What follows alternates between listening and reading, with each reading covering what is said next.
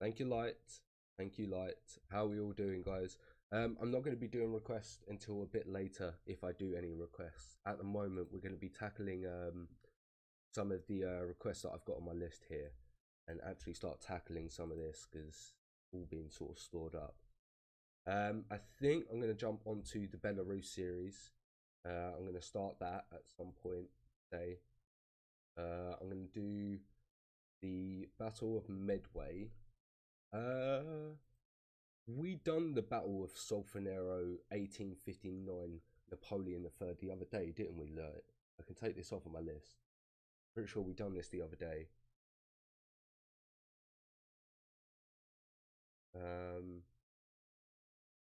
Just looking at some other requests that I've got. Yeah, I think we're going to do the Battle of Midway.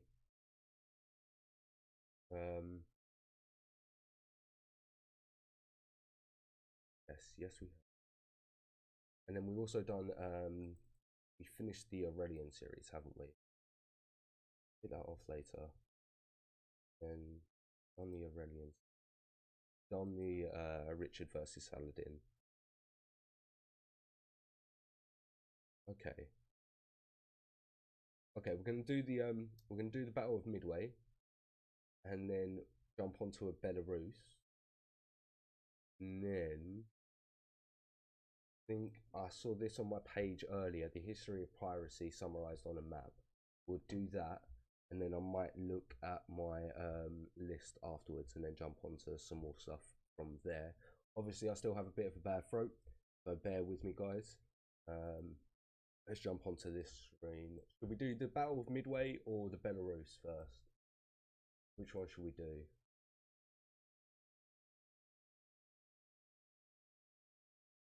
Sorry, guys. Mouse went wrong place.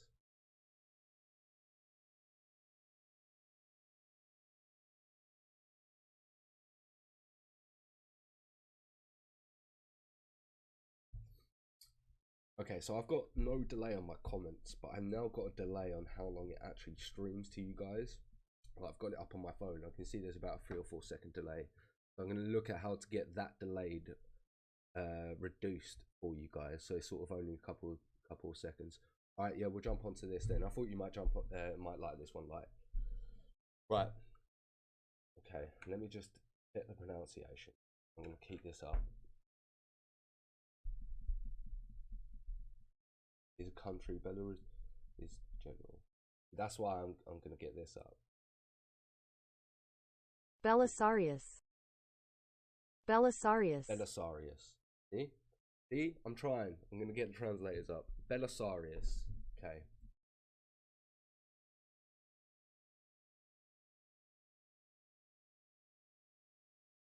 Alright, okay. We're going to jump into the reaction. Belisarius, the Emperor's Sword. Part 1 by Epic History TV. Let's go. Hope you guys are all good. Hope you're enjoying your Friday. 532 AD. Alright. Constantinople, the greatest city in the world, is in flames. But this is no barbarian attack. Citizens of the Eastern Roman Empire are rioting, murdering state officials and setting buildings on fire. Really? Trapped inside his own palace, Emperor Justinian fears his reign is over. Literally having a populist goal. I'll be the translator. He's already given in to the mob's demands and sacked his most hated officials. But now the crowds acclaim a new emperor, Hypatius. It's his wife, Empress Theodora, who'll give him the courage to act. Okay. And his most trusted general, Belisarius, to whom he'll turn to crush his enemies and save the regime. Oh, it's been a while since I've heard the narrator of the Epic History TV channel, and I'm looking forward to it. They always make amazing work. After centuries of imperial crisis, Justinian's reign will witness a Roman fightback that few had dreamed possible. Great victories over the barbarians, the reconquest of Rome itself, the reunification of the empire. Okay. Belisarius is the commander who will lead this onslaught. He will be remembered as Rome's last great general. Ooh, I'm looking forward to this. Okay. How do we get there? Math and science are not subjects we...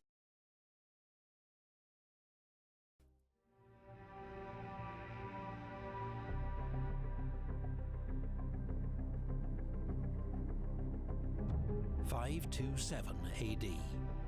It's more than 50 years since the fall of the Western Roman Empire.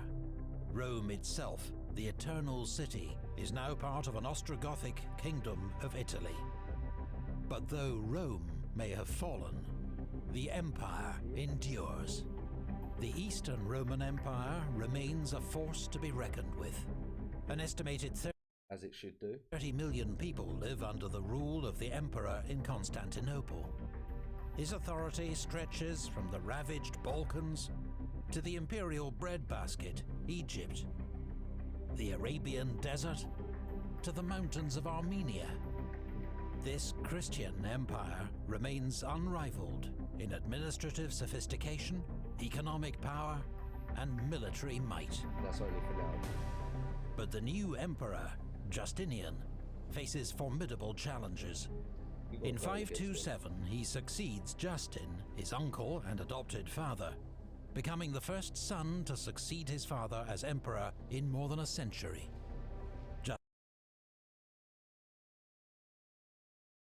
That's so funny. So I'm assuming that all the other emperors had overtaken it from someone else through revolt or like assassination or something along them lines.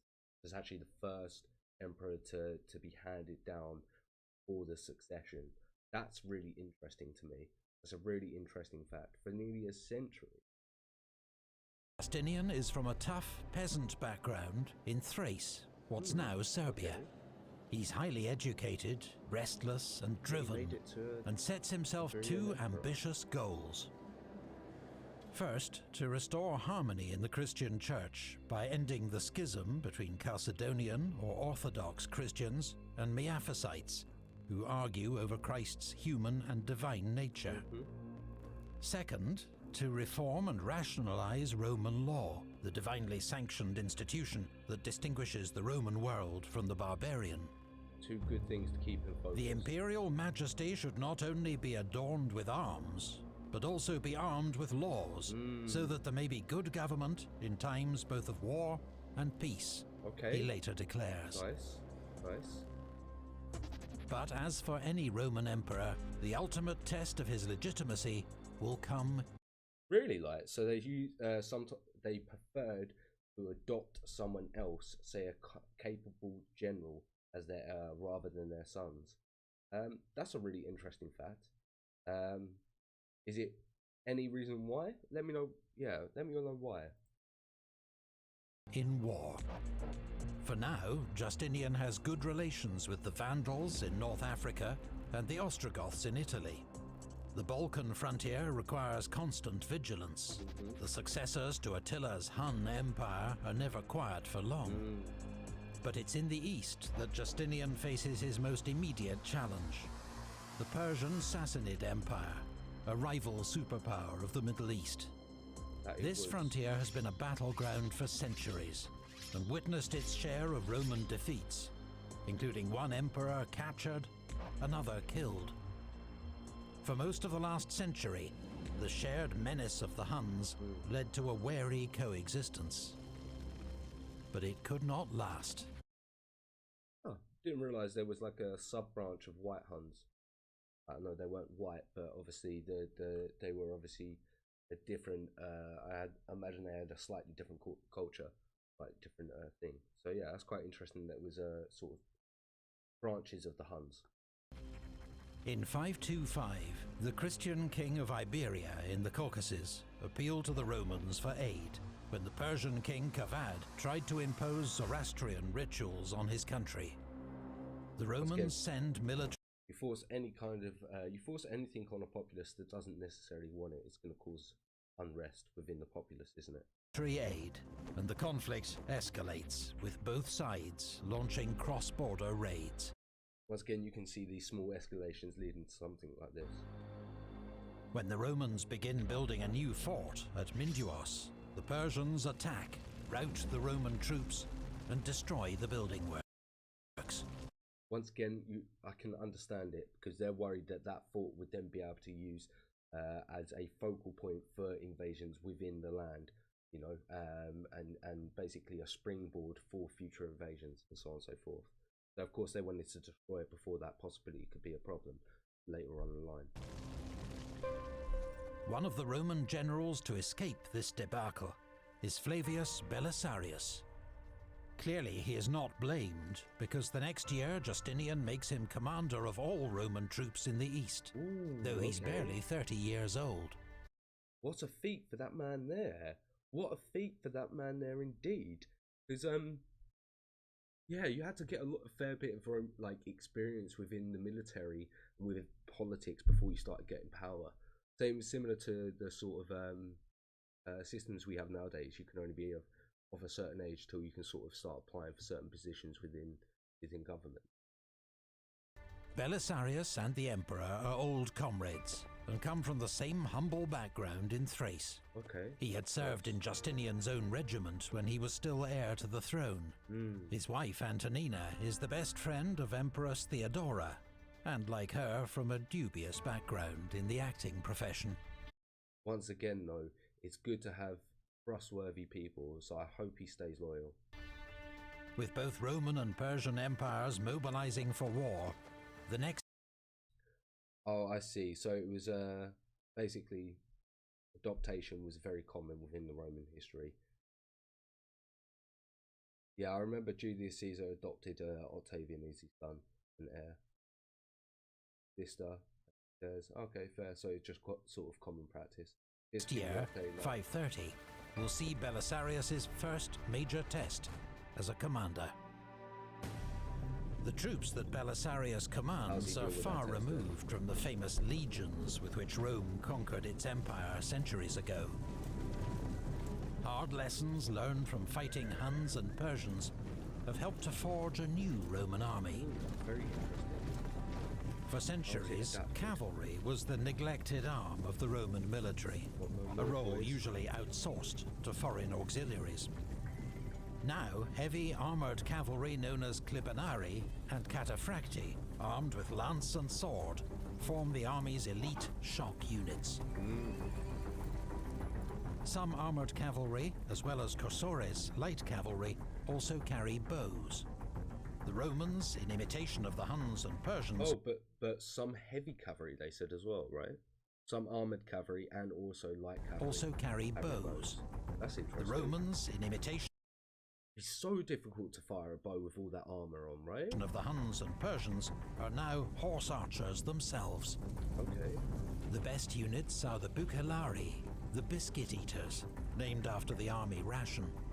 These hand-picked soldiers form a general's personal regiment.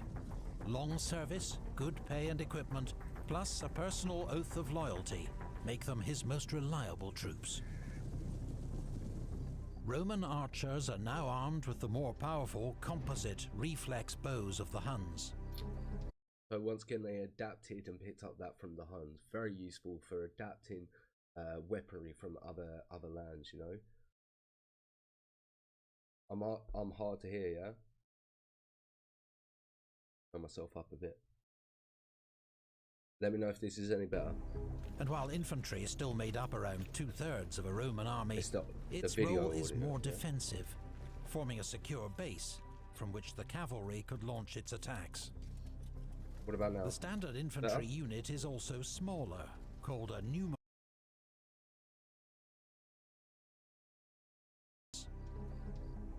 And while infantry still made up around 2/3 of a Roman army, its role is more defensive, forming a secure base from which the cavalry could launch its attacks. Ooh, good defense is good offense. I see. And then obviously they've got light cavalry with bows using that form of auxiliaries. So it makes sense how they would adapt and use that sort of tactics. I really like that a lot. The standard infantry unit is also smaller, called a numerus in Latin, arithmos in Greek, about regimental size, from 1,000 to 1,500 men.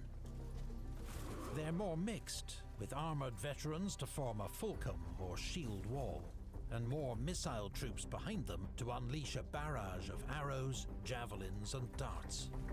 Sounds like a pretty standard setup, which is good. Finally, it's adapted Rome from what boosts they were. its military strength by recruiting the very barbarians it had once despised, including Huns, Goths and Heruli. But that's also a problem, because they're not necessarily loyal, are they? You know, they're mercenaries. They don't have the same beliefs as you, so they can sort of turn on you whenever you want. whenever they want. Outside the empire are recruited as mercenaries. Those within serve as foederati, federates, and are usually commanded by their own officers. The military once again commanded by their own officers, so you know you have to sort of get them to comply with the orders that you want. Organization of the empire has also been overhauled. 2 central field armies stationed on either side of the Bosphorus are commanded by a magister militum presentalis and form a strategic reserve. Okay, like, let me know what that title means. Field armies based in Thrace, Illyria, Armenia, and the East are each commanded by a magister militum and form regional rapid reaction forces. Oh, okay. The frontiers are held by the Limitani. These are the lowest paid and least well equipped troops, yeah, Jay, it looks like it's going to be a great hold series. Their fortified outposts until reinforcements arrive. Limitani are organized into local groups, each commanded by a dux, origin of our word, duke. Okay, I'm with you, I'm with you. Well, the Roman emperors of the latter empire often granted lands to these barbarians in exchange for military service.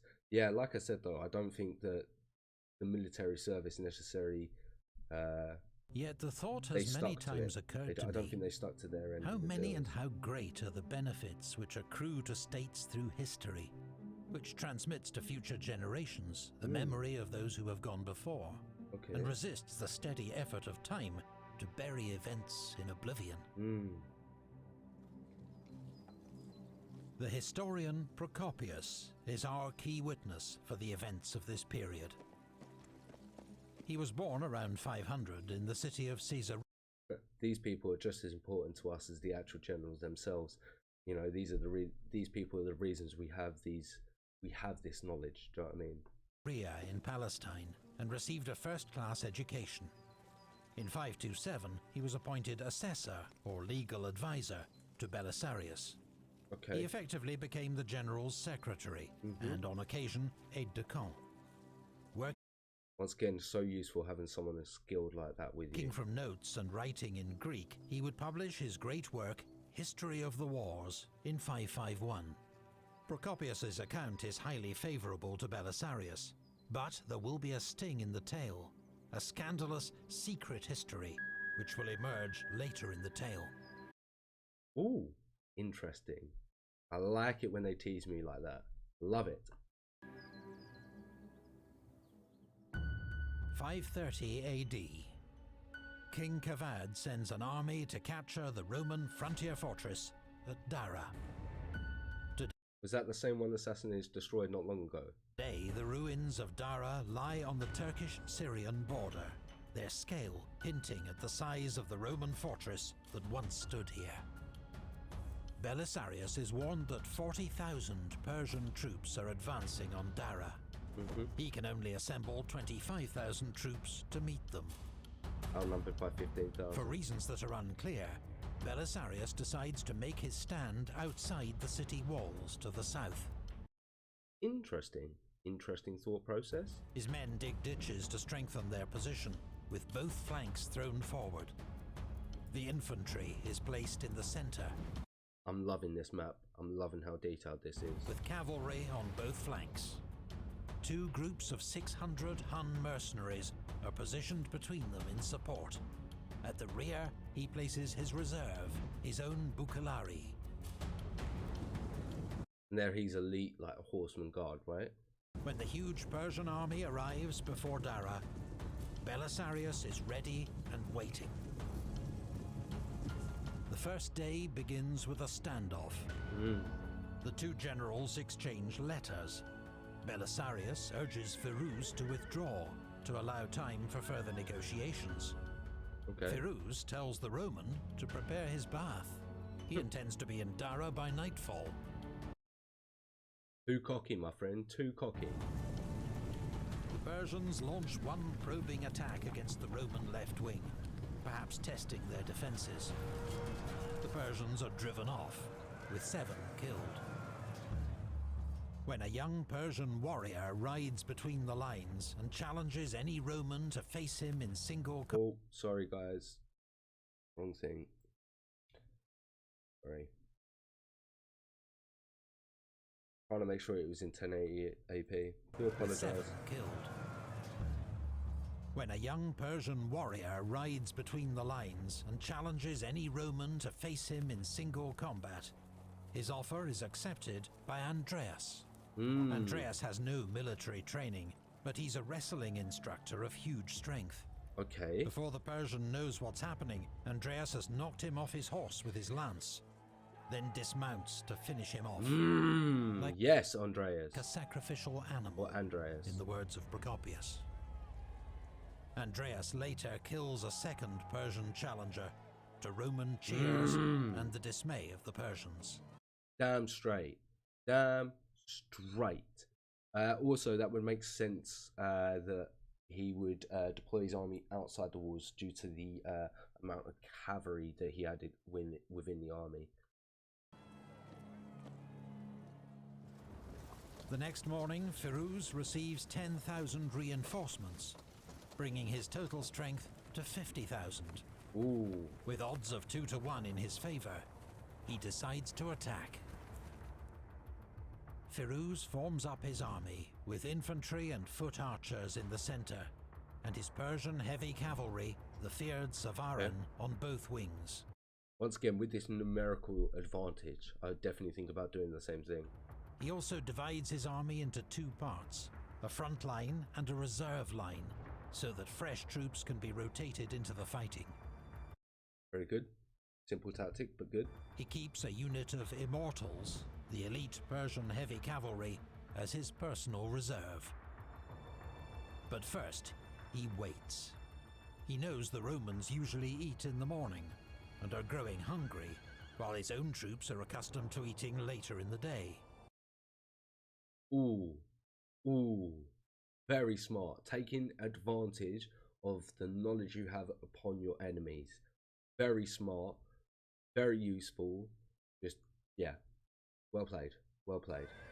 Finally, at noon, he gives the order. Yo, the Persian army advances to within bowshot, and both armies unleash a storm of arrows. Persia is famed for the skill of its archers. But okay, today, so they have an advantage the wind there. favors the Romans. Ooh, unfortunate. Imagine being better, but nature is just making it that advantage just be neglected. I really can't speak today. Negated. When the archers run out of arrows, the Persian cavalry begins its advance. I agree. Heavy cavalry in this era and a lot of the earlier areas were just serious business. This is the moment Belisarius has prepared for. The Savaran crash into his left wing, driving the Roman horsemen back. But the Persians haven't spotted 300 Heruli horsemen hidden behind a slope on the Roman left, waiting for this moment. They rush out from cover and attack the Persian cavalry from behind. Then 600 Huns fall on their flank. Nice encirclement. What are you going to do now? Under this onslaught, the Persian cavalry turns and flees with heavy losses. Of course it was going to. Your morale would just go. Firuz switches to the other flank, attacking with his heavy cavalry, supported by the elite immortals. The Roman cavalry breaks under the pressure, streaming back to the walls of Dara. Again, understandable when they don't have the advantages which was on the other side. But Belisarius has seen the threat. He recalls the Huns that are pursuing the Persian right wing and launches both Hun groups, as well as his own Bukhari, against the flank and rear of the Persian attack. It's the decisive moment of the battle. The Persian left wing suddenly finds itself under attack from 3 sides. Those that can't escape are cut down. Imagine being involved in a fight like that. Literally just being in the middle. Oh, where is it? It's not going to give it to me, is it? Just being in the middle of that. Imagine having to be one of these real people. If this was real, imagine having to be someone in the middle of that. Those that can't escape are cut down. Brutal. Sunikas, one of the Hun captains, kills a Persian standard-bearer, then General Barsham himself, who commands the Persian left wing. With the literally taking the commander out as well. elite units of the Persian army Such a big hit for the Persian army. in flight, the infantry offers little resistance. That's Most it. are peasant conscripts, no match for Roman cavalry. Conscripts as well, got no chance. Soon the entire Persian army is en route. Belisarius, content with his victory and unwilling to risk any last-minute reverse, halts the pursuit. I think that's smart. I think that is smart. That is a smart thing to do, and I think it's going to help him out later on in the story, later on throughout this situation. Procopius tells us 8,000 Persians lay dead on the battlefield, a number that could be accurate. Could be accurate. How accurate do you think it is? For on that day, the Persians had been defeated in battle by the Romans, a thing which had not happened for a long time. How long since the last defeat of the Persian Empire? Belisarius has won a brilliant victory for the empire. Later that year, Citas, Magister Militum of Armenia, wins another victory over the Persians at Satala. The war is swinging in Rome's favor. But the following year, encouraged by a Samaritan revolt in Palestine, King Kavad orders a large-scale raid along the Euphrates River. Belisarius assembles an army to meet them. But having ravaged Roman territory, the Persians are content to withdraw with their loot.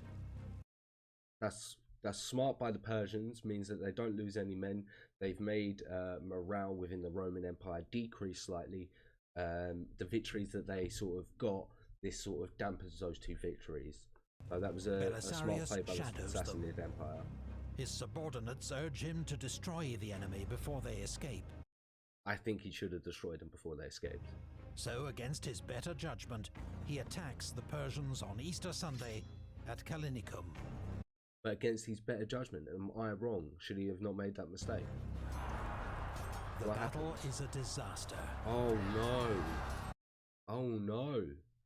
I'm a fool, I'm a mug. Rome's Arab allies, the Hassanids, hold the right flank. But Procopius accuses them of fleeing at the first sign of danger. Persian cavalry rolls up the entire Roman line. Once again, if they were mercenaries, what do you expect? So unfortunate. In desperation, the Roman infantry form a shield wall with their backs to the river. They hold off the enemy cavalry, buying time for the remains of the army to escape across the river. Those boys sacrificing their lives. Kalinicum is a humiliation for Rome and for Belisarius. His own role in the battle is unclear. According to Procopius, he remained with the infantry, organizing the retreat. Yeah, but how much of that is propaganda? It'd be really, really fucking cool if he is. If he was in that shield wall waiting until the very last man to leave. That would be absolutely cool, but how much of that is propaganda? Another source claims he was among the first to flee. They weren't mercenaries, they were complete allies. It had clearly allies. Been a serious blunder to give in to pressure from his subordinates to fight an unnecessary battle. Was it an unnecessary battle? Like, it would have done a lot of damage taking out a large force like that, you know? Belisarius is removed from command and recalled to Constantinople. Oh. So how does he get out of that? What happens from here?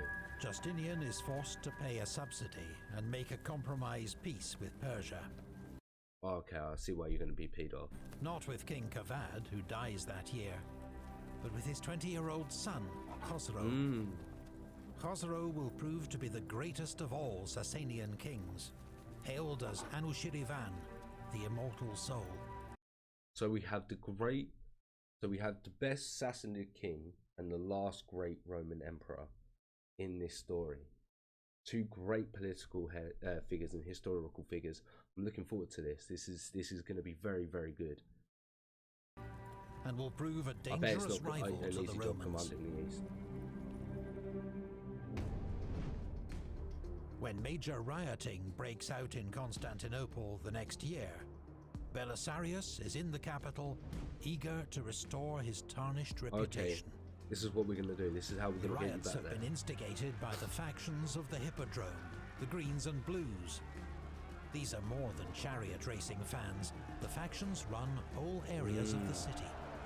I heard about the Greens and Blues. I've heard about this. At first, they seek only the release of jailed comrades. But then there are calls for a new emperor, Hypatius, nephew of Emperor Anastasius. I assume this is where we started the video, wasn't it? It's likely that Justinian's rivals in the Senate are now pulling the strings. Justinian hesitates. He wonders if they should flee the capital. Nah, stand your ground, boy. Then Theodora speaks up. Life as a fugitive, she declares, would be unendurable. Better the old saying, royal purple makes a noble shroud. Okay. In other words, better to go down fighting. That's quite a cool little saying. The emperor is emboldened by Theodora's words and orders Belisarius and another general, Mundus, to crush the revolt. Nice. Go on, boys, you can do it. Belisarius's hardened troops launch a sudden attack on the rioters. There is no mercy. The streets run with blood. And again, I think in that situation, you have to crush the revolt at literally nearly any means. Like, you haven't got much of an option. The final death toll is estimated at 30,000, a staggering 1 in 20 of the city's population. I kind of understand it. Like, it's not okay, but when you're a monarch in these times, you gotta do what you gotta do. Next day, Justinian orders the execution of Hypatius and his brother, probably innocent pawns in somebody else's plot. Oh, what a shame. Their bodies are tossed. Well, not what a shame. You went along with the pot. You had a choice in the matter. Into the sea. Sort of deserved Thanks it. to Theodora and Belisarius, Justinian's throne is safe for now. And now, indeed. A Roman emperor relied on one quality more than any other from his generals: loyalty. Belisarius has proved his beyond doubt. Go over it, this channel, so much. You need someone who is loyal to you, and oh my god, you can achieve so much. I don't need a lot of you, just now, a few of you. Justinian needs to shore up support for his regime, assert his legitimacy and God's favor with a military victory. He has his costly peace with the Sassanid Empire. Okay. So he will turn west. Nice. A war to reclaim Then come back for them later, I assume. Rome's lost provinces from the barbarians will be a service to God and Justinian. Such a mission can be entrusted to only one man, Belisarius. The last great Roman Massive general, thanks right? to legend. What a great reaction. I am so glad we started this one. We will jump on to the next one in just a moment. Yeah, I think I'm going to jump straight into another reaction of this. Really enjoyed it. Epic History like stuff is just so sick. So sick. Like, you told me what that magistrate person was someone who commanded the army in the presence of the emperor himself. Were army commanders of their respected areas of the empire. Alright, cheers for letting me know those two things. Like, what else we got here? The Persians were very serious opponents for the Romans. The Persians were the best archers, and they had their cavalry was better. The Persians were master of ambushes and siege. But they lost the siege in that video, didn't they? But I'm looking forward to seeing what they sort of do later on in the video, in the series. It's a reasonable estimate of the casualties. I thought it might be. You can never truly know how many died, but it is likely not far off. Yeah, I thought so as well. Great allies, yeah. Those the Arab tribesmen, not great allies for the Romans at all in that, were they? Belisarius wasn't the type to run at first sign of danger. He definitely stayed with the men. Oh, you really think so, like? Really? That would be so sick. That would really up it for me. That would be really, really cool. I'll definitely have a look at, like, I'll definitely think about that a lot more, because that would make it really sick if he did stay until the end. I'm looking forward to seeing what type of guy he is, because that might sort of show me, what you're sort of saying.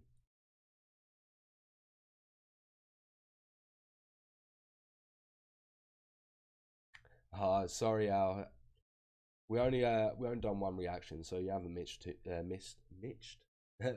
too much, and we're gonna jump onto the second one in a minute.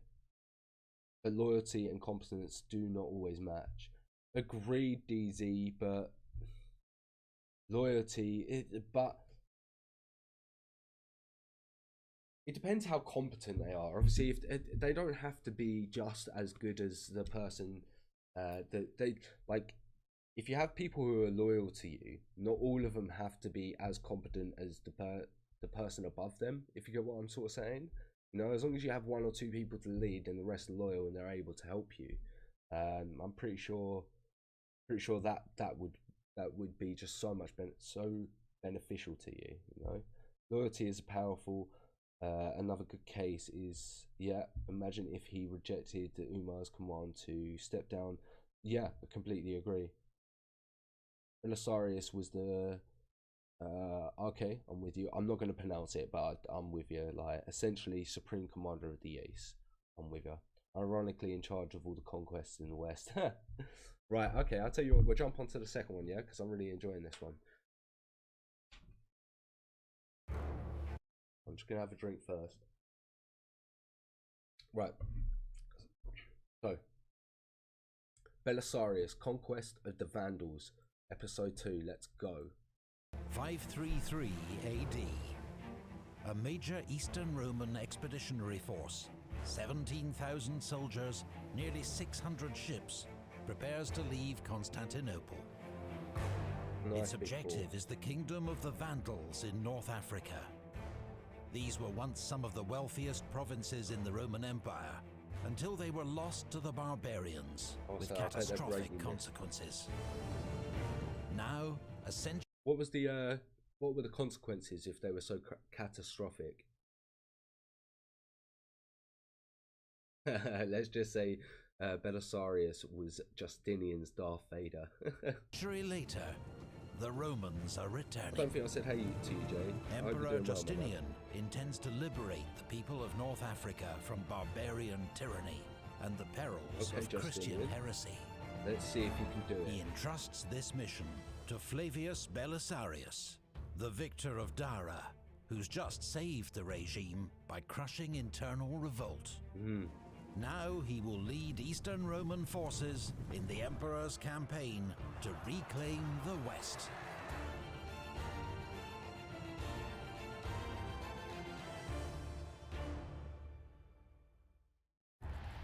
This video is sponsored by Epic War Thrones. Always get bombed out when I got just before video the description.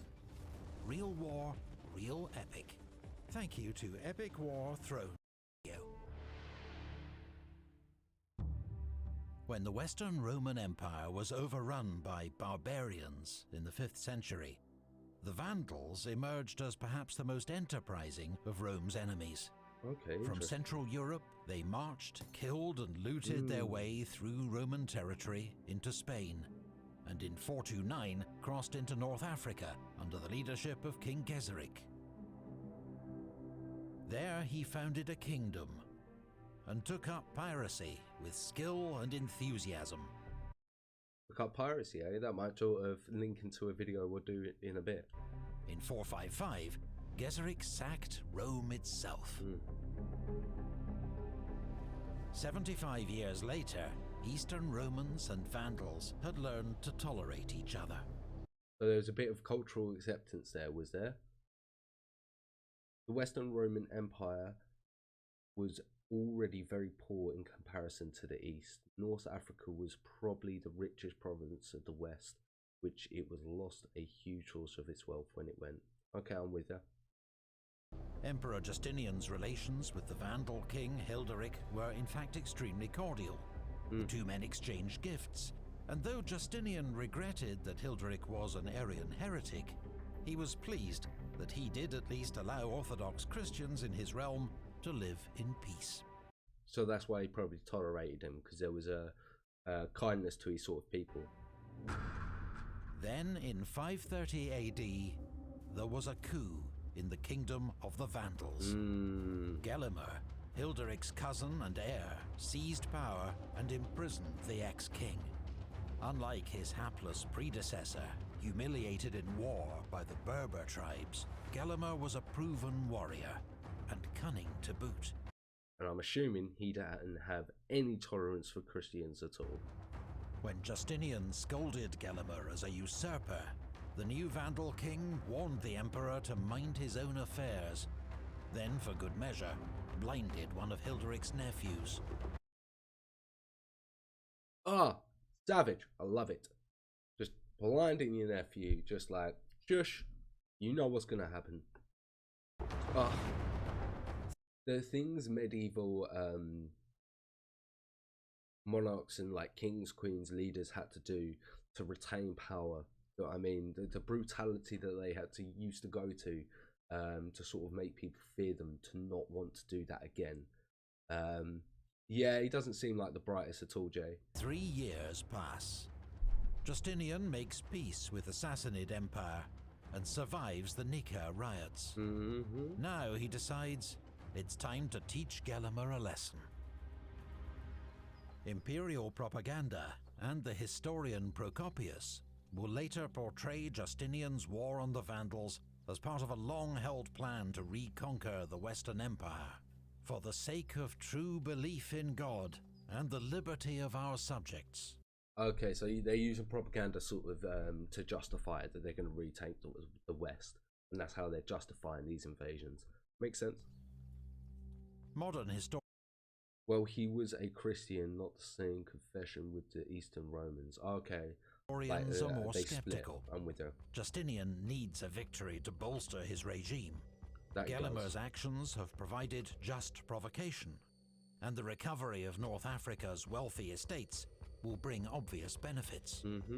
Perhaps self-interest, opportunism, and a sense of divine imperial mission all play a part in his decision to go to war. Which I think, again, those are all things that play into a decision when you're sort of going into the war and when you have the power to. Especially selfish gains. Many try to dissuade the emperor. His senior advisor, John of Cappadocia, warns of the hazards and cost of a long-range seaborne operation. Oh yeah, I didn't even think about it. They don't really have any sort of stop-off points to resupply or set their ships. They're going to have to go for a very long sea journey, or is there any sort of ports they're going to be able to stop at? Am I sort of jumping the gun? His generals are haunted by the fate of the last Roman expedition to North Africa. A huge fleet destroyed by Vandal fireships off Cape Bon. Justinian is not deterred. He orders the fleet and army to assemble at Constantinople. Belisarius, restored to the rank of Magister Militum per Orient. Yeah, he was after saving his life at the riots. General of the East, is given complete authority over the campaign. Nice. His force includes 10,000 infantry under the command of John of Dyrrachium, 5,000 cavalry divided between federati and regular Roman units, as well as 600 Hun mercenaries, 400 Heruli mercenaries, and Belisarius' own Bucellari, probably around 1,000 men. Alright, I'm with you. An old comrade, John of Armenia, will be his second in command. Solomon, a eunuch, his chief staff officer. Looking at around it is about not a large army, but most are hardened veterans from the wars in the east. Belisarius will also be accompanied by his wife, Antonina, an arrangement that doubtless provoked. That was and imagine like having to deal with those fire ships, like when they go off, the water is on fire as well, so you're literally going into burning water. Absolutely crazy. comments from conservative Romans, but seems to have been generally accepted. Okay. She will prove an insightful and effective ally to her husband, as well as a valuable agent to her patron and friend, Empress Theodora. Very interesting. The fleet set sail in... The trip would have been bad, but if you was John, if he was with John, it would have been even worse. I'm looking forward to finding out why. Belisarius believes that much will depend on the discipline of his men. But before they've even cleared the Hellespont, 2 Hun mercenaries drunkenly murder a comrade. Like, the problem with that is because there's a language barrier, I'm assuming, and just cultural barriers.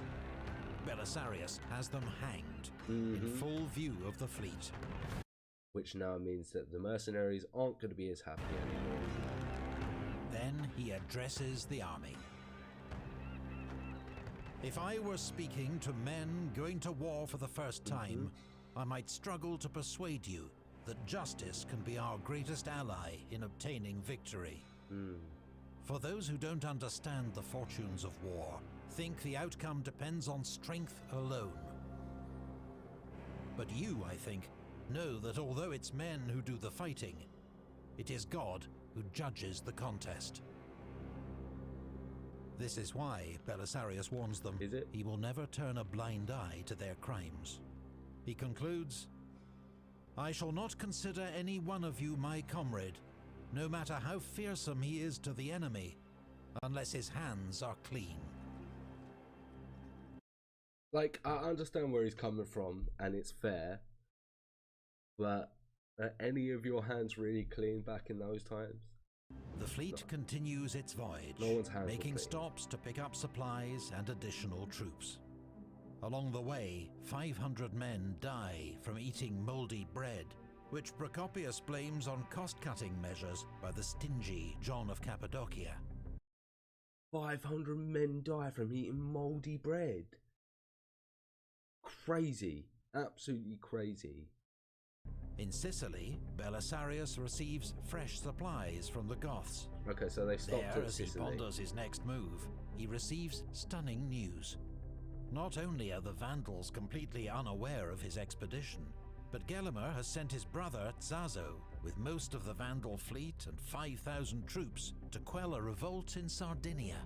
Oh, you take advantage. You get back in your ships and you start sailing now. Belisarius might have been tempted to land in Tripolitania, where Romanized locals are already in revolt against the Vandals. But reassured by the absence of the Vandal fleet, he's going for the capital. He decides to land in the Vandal heartland, within striking distance of their capital, Carthage. The landing is unopposed. Completely unopposed. This couldn't have gone better for them. This is literally fate handing it on a plate to them, isn't it? But Belisarius is furious when some of his men steal from the locals. He has them punished, then speaks once more to the troops. The Libyans, being Romans from of old, are unfaithful and hostile to the Vandals. Now your lack of self-control has made the opposite true. Okay. He warns them that I see. I'm with you now. Lawlessness will lose them the support of the people and lead only to defeat and death. Smart. But with good behavior, you will have God on your side. The Libyan people will support you, and the Vandals will be at your mercy. Okay, I like his approach here. I like his approach. Don't cause too much havoc. We try and make people like us. Smart. Yeah. not Carthage. Belisarius orders some of his most trusted men to infiltrate a nearby town, Selectum, to see if the people will come over to the Roman side. The soldiers enter discreetly at dawn. They inform local elders that Belisarius has come to overthrow Gelimer the usurper and restore their freedom. The townsmen agree to let the army into the city and open the market to them. There you go. They just got a whole city without being opposed. Holy. This is just everything's going Belisarius is right gracious and generous to the Libyans. Crucially, his men behave well. Nice. Shows that he's a good commander and has control over his people. So fucking valuable. I'm loving this series. Pay for supplies and win the trust of the locals. Procopius, an eyewitness, records that from henceforth, the campaign is like moving through their own country. They clearly didn't like the Visigoths, the Vandals, so they were just happy for the Romans to come in and just get rid of the Vandals, which are currently taking them. So good, Belisarius, so good. A rare general who implements hearts and minds in his strategy. I completely agree, completely agree. Belisarius begins his advance along the coastal road to Carthage. He knows Gelimer is somewhere inland and could strike from almost any direction. So he orders John of Armenia, his second in command, to take 300 Bucellari and scout 2 miles ahead of the main army. Belisarius himself commands a strong rear guard. The Huns are posted as a flank guard, 2 miles inland. Their sea flank is protected by the fleet, keeping nice, very smart Belisarius. Pace with the army's advance. The army marches about 10 miles each day, then fortifies a camp at night. That doesn't seem a lot to me, but maybe I'm just being stupid. Because there's a lot of people. There are a lot of people. Is it a slow pace? They're just sort of taking their time. It's not a forced march, I guess. So yeah, they're not sort of like trying to get somewhere super quick, are they? When Gelimer receives news of the Roman landing, he sends a message to his brother Amatus in Carthage. And what's the First, message? he is to execute Hilderic and the other prisoners. Then he is to gather all his men and join Gelimer at Addecimum, where they will ambush and destroy Belisarius's army. How well does this ambush go? Let's see. Addecimum, 10 miles south of Carthage. Here, the coastal road passes through a narrow gap between a salt marsh and the sea. Gelimer knows Belisarius will have to pass this way, and that the headland of Cape Bon will separate him from his fleet. Amatus is once again just good because they know the knowledge of their own land, so they're able to sort of perform this ambush quite well. Maybe we'll sort of see how it sort of comes. Moving 17,000 men 10,000 miles in a very rough climate is not that bad. Yeah, the more I start thinking about it, like the more it sort of to hold the road to Carthage, and when the Romans are fully engaged, Gelimer and his nephew Gibamund will fall on their flank and rear. Belisarius and his army approach. Roman patrols report skirmishes with the Vandals. Gelimer is close. A few miles short of Addecimum, Belisarius gives the order to make camp and sends John's vanguard ahead to scout the road. At Addecimum, they nice. Do they catch the ambush? Find Amatus with just a handful of troops. He has arrived too early. The rest of his men are still strung out on the road to Carthage. John and the Bucellari charge. Oh, he's going to be able to kill just the... Oh. Amatus fights bravely, killing 12 men before he is cut down. Oh, but they kill him. Vandals survivors flee back towards Carthage, with John and his men in pursuit. Groups of Vandals coming up the road see the fleeing horsemen. They think the whole Roman army must be headed their way. They start fleeing. They panic and join the rout. John and his men slay all the Vandals they can catch. Who was caught up? Who did they slay? Who did they catch? Meanwhile, on the edge of the Salt Lake, the Huns have encountered Gibamund's column. According to a Hun custom, a single warrior rides forward to meet the enemy. This is the first time Gibbermund and his men have faced Huns, but they know their fearsome reputation. They are unnerved by the lone horseman and suspect a trap. When the Huns charge, the Vandals quickly turn and flee. Gibbermund is one of those killed in the rout.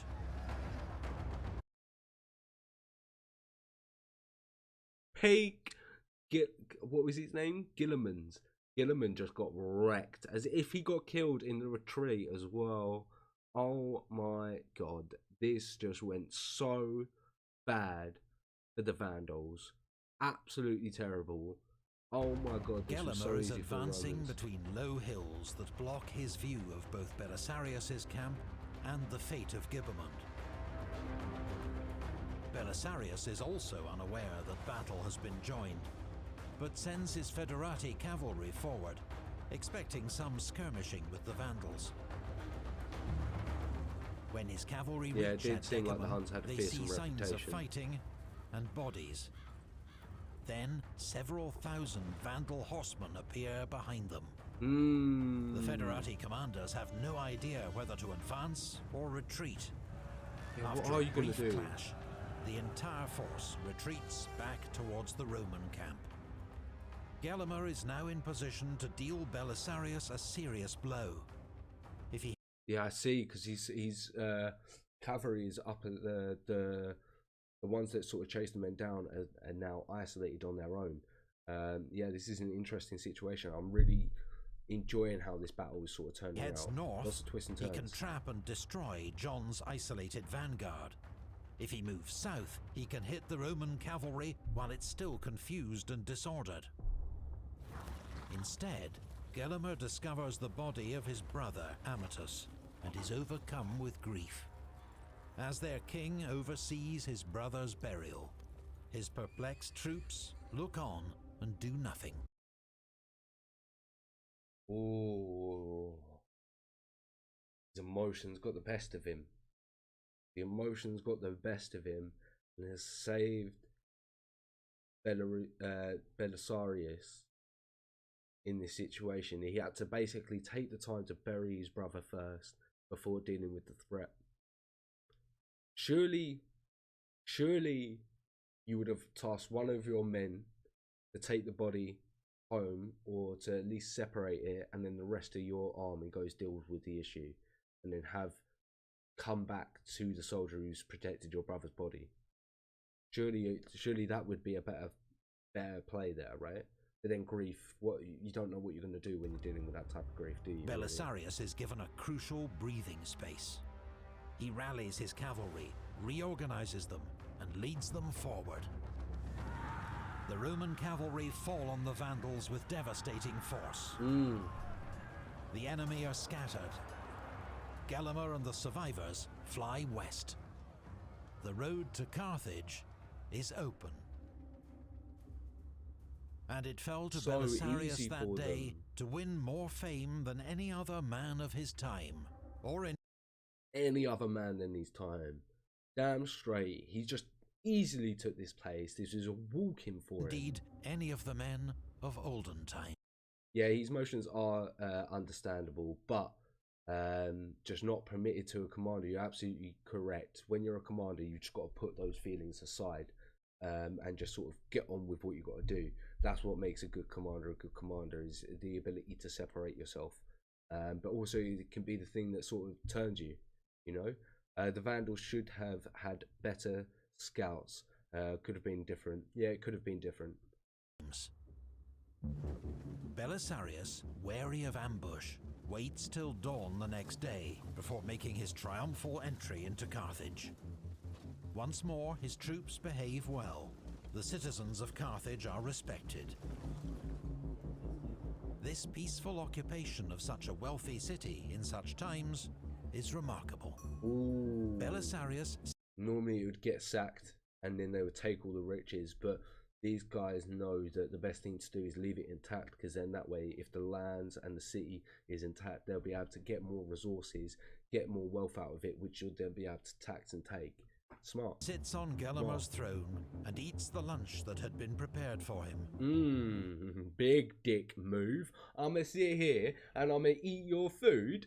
Yes, big he attends Chad to move. the requests and pleas of local citizens. Got a jawline for the Chad, didn't he? But the Vandals aren't beaten yet. Belisarius receives news, intended for Gelimer, that Zazo has put down the Sardinian revolt and is returning with 5,000 men. How are they going to deal with this now? Reinforced, Gelimer advances on Carthage. Belisarius leads out his army to face him at Tricamarum. Gonna be easy. The Roman cavalry camps near a small brook, where the Vandals catch them off guard, deploying for battle while the Romans are still making lunch. But again, not taking advantage of the... You're not taking advantage. How are you not taking advantage? And Gelimer fails to exploit an advantage. You deserve the loss, really, as the Romans deploy. You're a fool. And their infantry, which had fallen behind on the march from Carthage, gets into position. Wasted way too much time. Way too much time.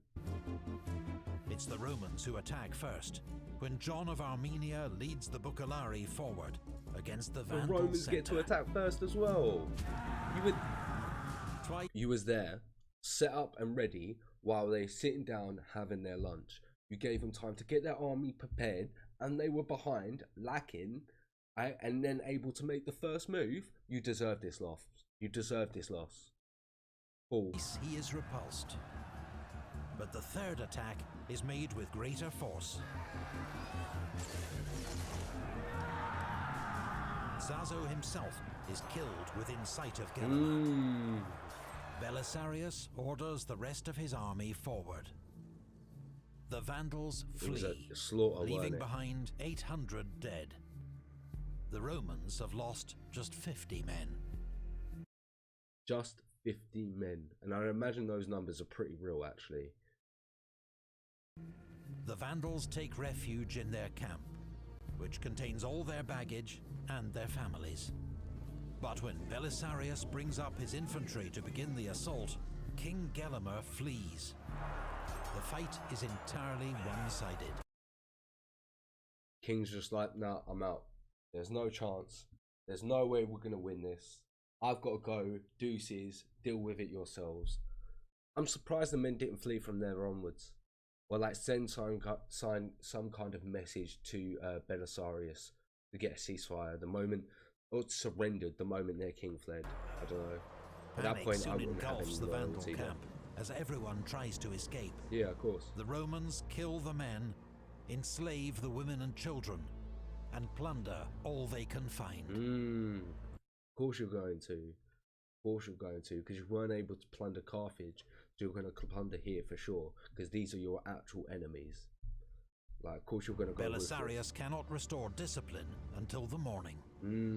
Okay. So this is the time where he lacked command and leadership over his men as well. Gelimer flees towards the mountains. Belisarius sends John in pursuit with 200 horsemen. Catch him. But 5 days later, John is accidentally killed by one of his own men. How are you accidentally killed by one of your own men?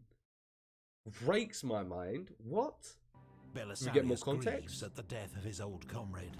He sends Pharas and his Heruli to take over the pursuit of Gelimer. The Vandal king takes refuge with the Berber. Any more details about that accidental death? I definitely want to know. Yeah, it seems like they are trying to just completely conquer the area, and not actually sack it. They're trying to sort of take it. That's the difference between the previous 3 months later, invasion. Hunger and the promise of comfort and clemency persuades him to surrender. Meanwhile, Belisarius sends one of his officers to Sardinia. Does he just get imprisoned when he surrenders, or is he executed? With the head of the king's brother Zazo. Okay. The island quickly submits to Roman rule, as too does Corsica. From Carthage Detachments and emissaries travel east and west as North Africa rejoins the Roman Empire. Settlements and outposts still suffer Berber raids, but Belisarius delegates this war to his able staff officer, Solomon. And how well does Solomon do holding those gains that Belisarius has got? He sails for Constantinople with his prisoners and a vast quantity of loot. He has learned that a small group of officers, motivated by envy and ambition, have told the emperor that Belisarius plans to found his own kingdom in North Africa. So yes! So he does a smart thing and goes, no, I will come back and I will show you my loyalty. That is all bullshit. No, I'm not. I could have stayed over there and I could have done what they were all saying, but it's all fucking bullshit. I'm here. I'm going to kneel to you. I will swear my allegiance. Belisarius soon persuades Justinian in person that this is all lies and his loyalty is absolute. Yes, it is. I hope it is. I hope I'm not looking like a mug, because I'm loving it. Him with a triumph. The victory parade with which for 1,000 years the Romans had celebrated their greatest conquests. It's the first triumph to be awarded to anyone but an emperor in 500 years. In 500 years. Take that feat under your belt, Belisarius. Take that feat under your belt. Add it to your list. Damn straight. He is also awarded the title of consul, once the senior political office in the Roman Republic, long since reduced to an honorary title. Belisarius's loot, including much of what the Vandals had plundered from Rome, is paraded in front of the citizens of Constantinople and the emperor, along with his prisoners, including King Gelimer himself. So they captured him, they didn't execute him. He's heard to mutter words from the Old Testament. Vanity of vanities. All is vanity. Whether such events as these ever took place before, I am not able to say. The Vandal kingdom at the height of its wealth and military strength completely undone in so short a time by 5,000 men. It was undone in a short time. For such was the number of horsemen who followed Belisarius and carried through the whole war against the Vandals. For whether this happened by chance or valor, one would justly marvel at it. It is something to marvel at, isn't it? Known to history as the Vandalic War. What a great and interesting war it is. Belisarius's campaign has reclaimed one of the Roman Empire's wealthiest provinces in just 6 months with minimal losses. The Battle of Dara had proven his skill as a tactical commander. In North Africa, his victory comes through discipline and diplomacy, and a brilliantly successful Hearts and Minds campaign. But already it's clear there are those within the Empire who resent such success. Literally, they're getting jealous of him and trying to turn the Emperor against him already, and then try and take that spot for themselves. And seek his downfall. Belisarius will not have long to rest on his laurels.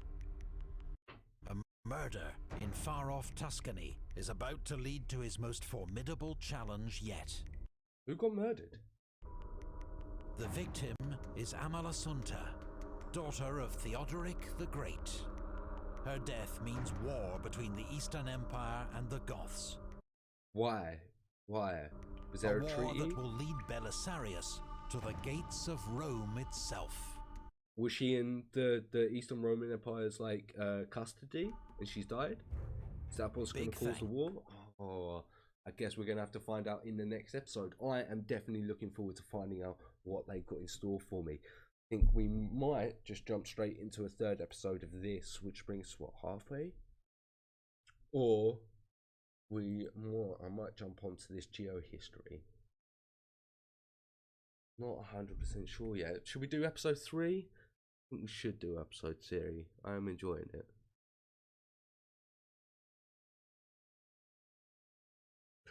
Not sure of the details of John's death, but we do know that he forgave the man who did that to him and asked that he not to be punished. Oh, okay, interesting.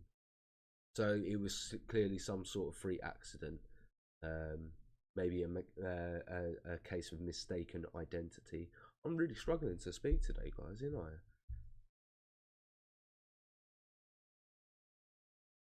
The war in Italy would leave Italy ruined. Okay, do episode 3. Let's do episode 3. Yeah, this is a good series. All right, we'll jump onto episode 3. Okay, so Belisarius, the Battle of Rome, episode 3. Let's go. 4 AD. Flavius Belisarius, Eastern Roman general, has waged one of the most successful campaigns in the empire's history. The complete reconquest of North Africa in just 6 months, almost without loss. He is well rewarded by Emperor Justinian. He celebrates his victory with a triumph in Constantinople and receives the title of consul. Belisarius has helped Justinian's regime survive political crisis. Now his victory offers irrefutable proof of God's divine sanction. Emboldened, Justinian will pursue a new strategic vision, the reconquest of the Western Roman Empire and its reunification. Belisarius' next mission will be to Italy, where he will fight a desperate struggle for the eternal city, Rome itself. Let's jump straight into it. 60 years have passed since the Western Roman Empire fell to barbarians. Only 60 years, okay. Many kings emerged to rule over its shattered remains. Above them all towered Theodoric the Great. Why was he great? With Eastern Roman approval, he'd led his Ostrogoth warbands from the Balkans into Italy. He overthrew and killed Odoacer, the man who'd deposed the last Western emperor, and forged his own Goth superstate. Theodoric, an Arian Christian, worked with the Senate in Rome and sought close relations with the Eastern Roman Empire. Okay. To Emperor Anastasius, he wrote, "Our royalty is an imitation of yours, modeled on your good purpose, a copy of the only empire." Oh, sucking those balls. Do you know what I mean? A copy of the only empire. Just how much you want to suck on those balls? Procopius, the 6th century historian and aide to Belisarius, would himself praise Theodoric as, in name a tyrant, but in fact an emperor, no less than any who've ever distinguished themselves in that office. Interesting. In the eyes of his supporters, Theodoric had revived the Western Roman Empire, in all but name. But the succession would unravel his great achievement. Okay, so he did do Theodoric had 3 daughters, so his heir was to have been his son-in-law, Eutharic, but he died 4 years before the king in 522. The succession passed to Theodoric's 10-year-old grandson, Athalaric. His mother, the highly educated and formidable Amalasuntha, ruled as regent. In defending her position, Amalasuntha made powerful enemies among the Goths. And when her son died, aged just 18, one of those enemies, her cousin Theodahad, became king. In 535, he has Amalasuntha imprisoned on an island in the middle of Lake Borsina. She's too much of a Weeks later, assassins arrive. They're rumored to be vengeful relatives of men Amalasuntha had killed during her regency. Now, they probably were, but was it made easier for them to get there? Like, to get access to her? The daughter of Theodoric the Great is strangled in her bath. Theodahad thinks he can quietly eliminate his rival without repercussions.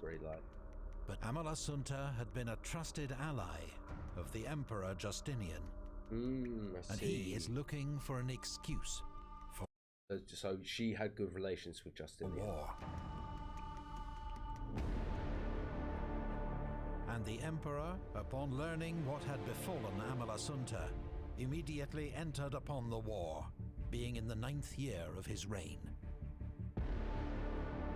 For Justinian, chaos at the Ostrogoth court presents an opportunity.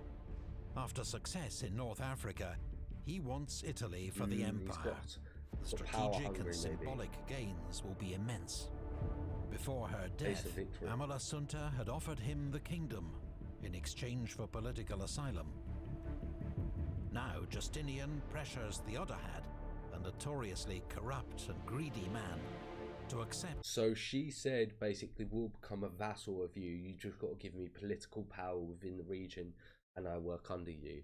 It was very interesting. She was willing to give the whole kingdom over just for that. The same deal or face war. Justinian's tough diplomacy is backed up by military deployments. Mundus, commanding the army in Illyria, advances into Goth-controlled Dalmatia and takes Salona, the modern city of Split. Belisarius, meanwhile, is ordered to sail with 9,000 men to Sicily to see if the Goths there will put up a fight.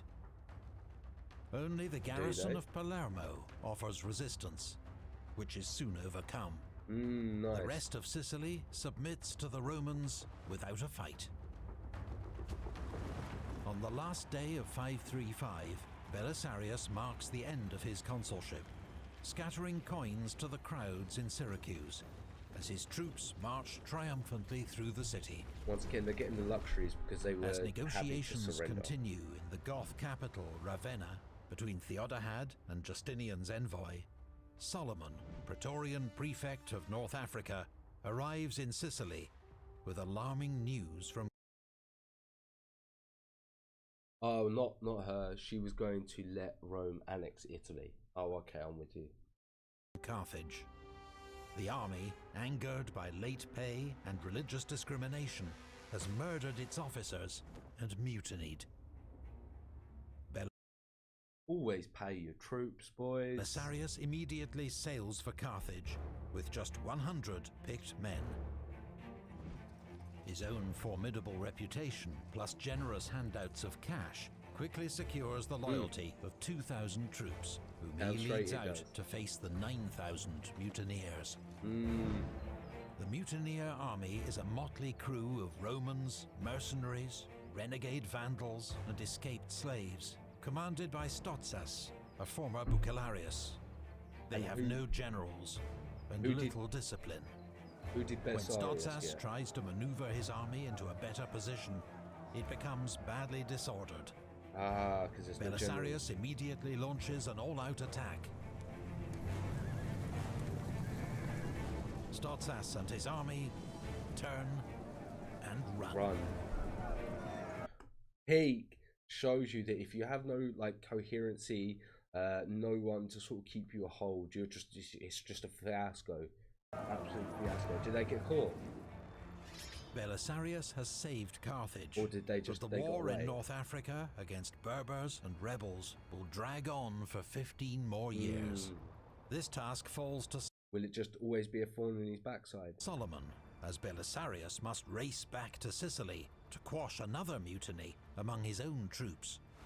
In the Balkans, meanwhile, a Goth counterattack results in the death of General Mundus, and the Romans make a tactical withdrawal.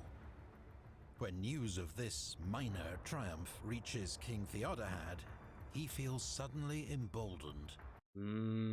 Shit. This is the problem with big warfares like this, when you've got to fight on multiple fronts. It becomes so difficult to deal with all the different situations. Justinian's demands. Belisarius receives new orders. He is to cross the Strait of Messina and reconquer Italy from the Ostrogoths. Belisarius lands in Italy with barely 8,000 men. The bulk of his troops are infantry, including 3,000 Isaurians, fierce warriors from the Taurus mountains of Anatolia.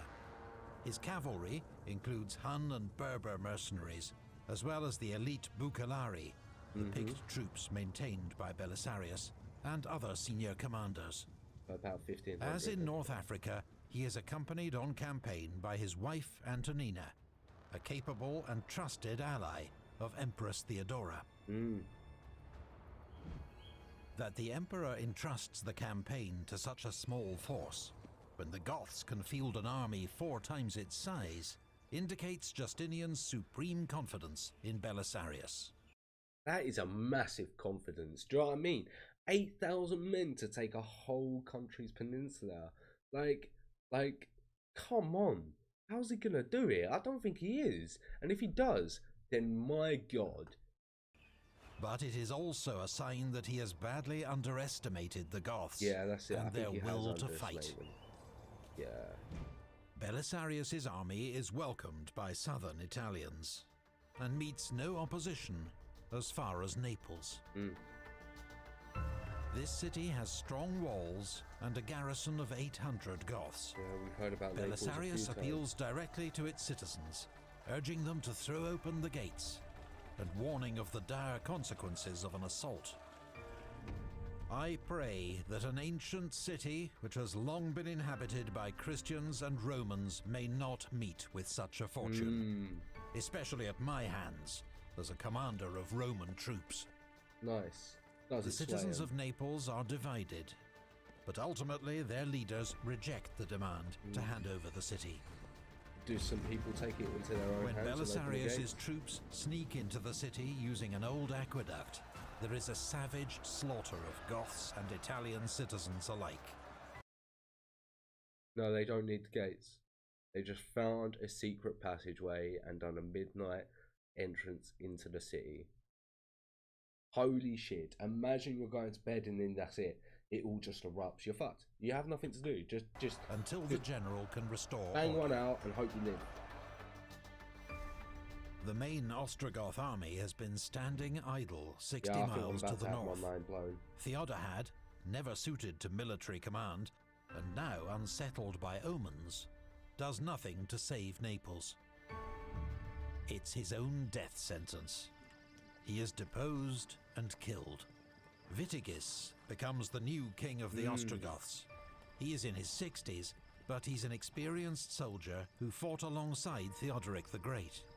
How's he going to do? He assumes that Belisarius must be leading a large army up from the south and wants more time to gather his forces. He's not aware that well, of course you wouldn't. Of course you wouldn't. So if you haven't been told, you would assume that they would have an absolutely large force when they're doing an invasion of your sort of home country. So yeah, I sort of understand, but it's such a shame. You would have thought he might have sent scouts there to sort of get a feeling of how many men they would have at the very least. Well, I'm glad that you're back on YouTube. I can't imagine what you've just watched. He also plans to negotiate a truce with the Franks, which will free up more troops for the war against the Romans. So, leaving 4,000 men to hold Rome, Witigis withdraws to Ravenna. Oh, he's gone. Belisarius garrisons Naples and advances up the old Roman road, the Via Latina, to Rome. But as he nears the great city, the Goths simply abandon it. No way, they capture Rome with 8,000 men. They just walk through. They just walk through and just take the city. Oh my. No opposition except for... Ooh. That's absolutely fucking hilarious. Oh my God. Oh my God. So they've now got a foothold and they have a Rome. That was too easy. That was way too easy. Oh my God. Belisarius is just absolutely jokes. Just walking into places and going, this is mine now. Okay, we live. Okay, go. Thank you. They march out through the Porta Flaminia. Yeah, big D as energy. Belisarius and his army march in through the Porta Asinaria, a gate which, though much restored, survives to this day. Ooh, okay. 60 years after the fall of the Western Empire, Rome once more belongs to... So that was the capital for them. So Ravenous was the capital for them at that time. Yeah, but that wasn't the goal like it might be the capital for the Goths, but the thing with it is, or the Kingdom of Italy, but it like for the Roman Empire, they wanted Rome. Like that was their goal. They got their victory and they got their goal. You know, absolutely crazy. The last Roman does that. Yeah, he does indeed. Like the Romans, Belisarius duly dispatches the keys to the city to Emperor Justinian. Crazy. Only 8,000 men. Rome in the 6th century is still a great city, but a shadow of its former glory. In its imperial heyday, Rome's population had been around 500,000. Now it's just a fifth of that. But it remains the seat of the Roman Senate and the Pope, and a city of intense emotional and cultural significance to all Romans. That was their objective. The city is also notoriously difficult to defend, which is why the Goths have abandoned it. Oh, I see, okay. The famous Aurelian walls are crumbling, and at 12 miles in length are too long for a small army to easily hold. The Goths had also worried that Rome's large population... Sorry, did they say 12? ...are crumbling, and at 12 miles in length are too long for a small army to easily hold. Yeah, there's no way. The Goths had also worried that Rome's large population might turn against them. What, really? Belisarius is down to 7,000 men. Not enough to face the Goths in open battle. So he sends detachments to garrison key strongholds along the Via Flaminia, the road to Ravenna, which he hopes will delay the inevitable Goth advance. But he's going to get reinforcements, While in Rome, he and his men begin hurried preparations for a siege. Putting his men onto the wall, fixing it up, doing what they can. This is it. This is what they wanted, and they're going to hold it for as long as they can. Walls are repaired, and merlons are added. A deep moat is dug around the city. The granaries are filled with grain. All Rome's adult male citizens are conscripted into the city guard.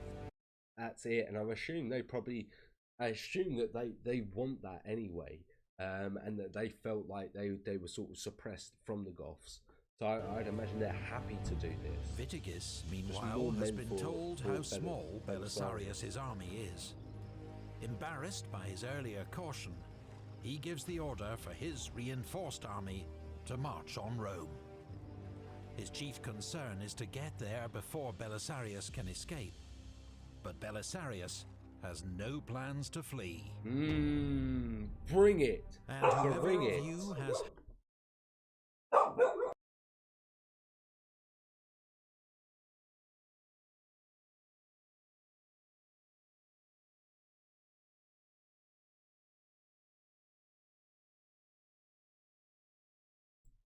Sorry guys, we'll jump straight back into it. Hopes of setting foot in Rome without a fight is mistaken in his judgment. Damn straight it is. For as long as Belisarius lives, it is impossible for him to relinquish this city. Like I said, they're not going to give that up. Such were the words of Belisarius. 537 AD. In early spring, Vitigis leads a huge Goth army, probably more than 30,000 men, down the Via Flaminia, sweeping past the small Roman outposts. So I was about to say, did the garrisons actually do anything? But they didn't at all. He just went straight past them and went straight for Rome. Very interesting. Very, very interesting. Belisarius plans to fight a delaying action a mile and a half north of the city, at the Milvian Bridge. But his infantry, terrified by the size of the Goth army, abandon the bridge without a fight.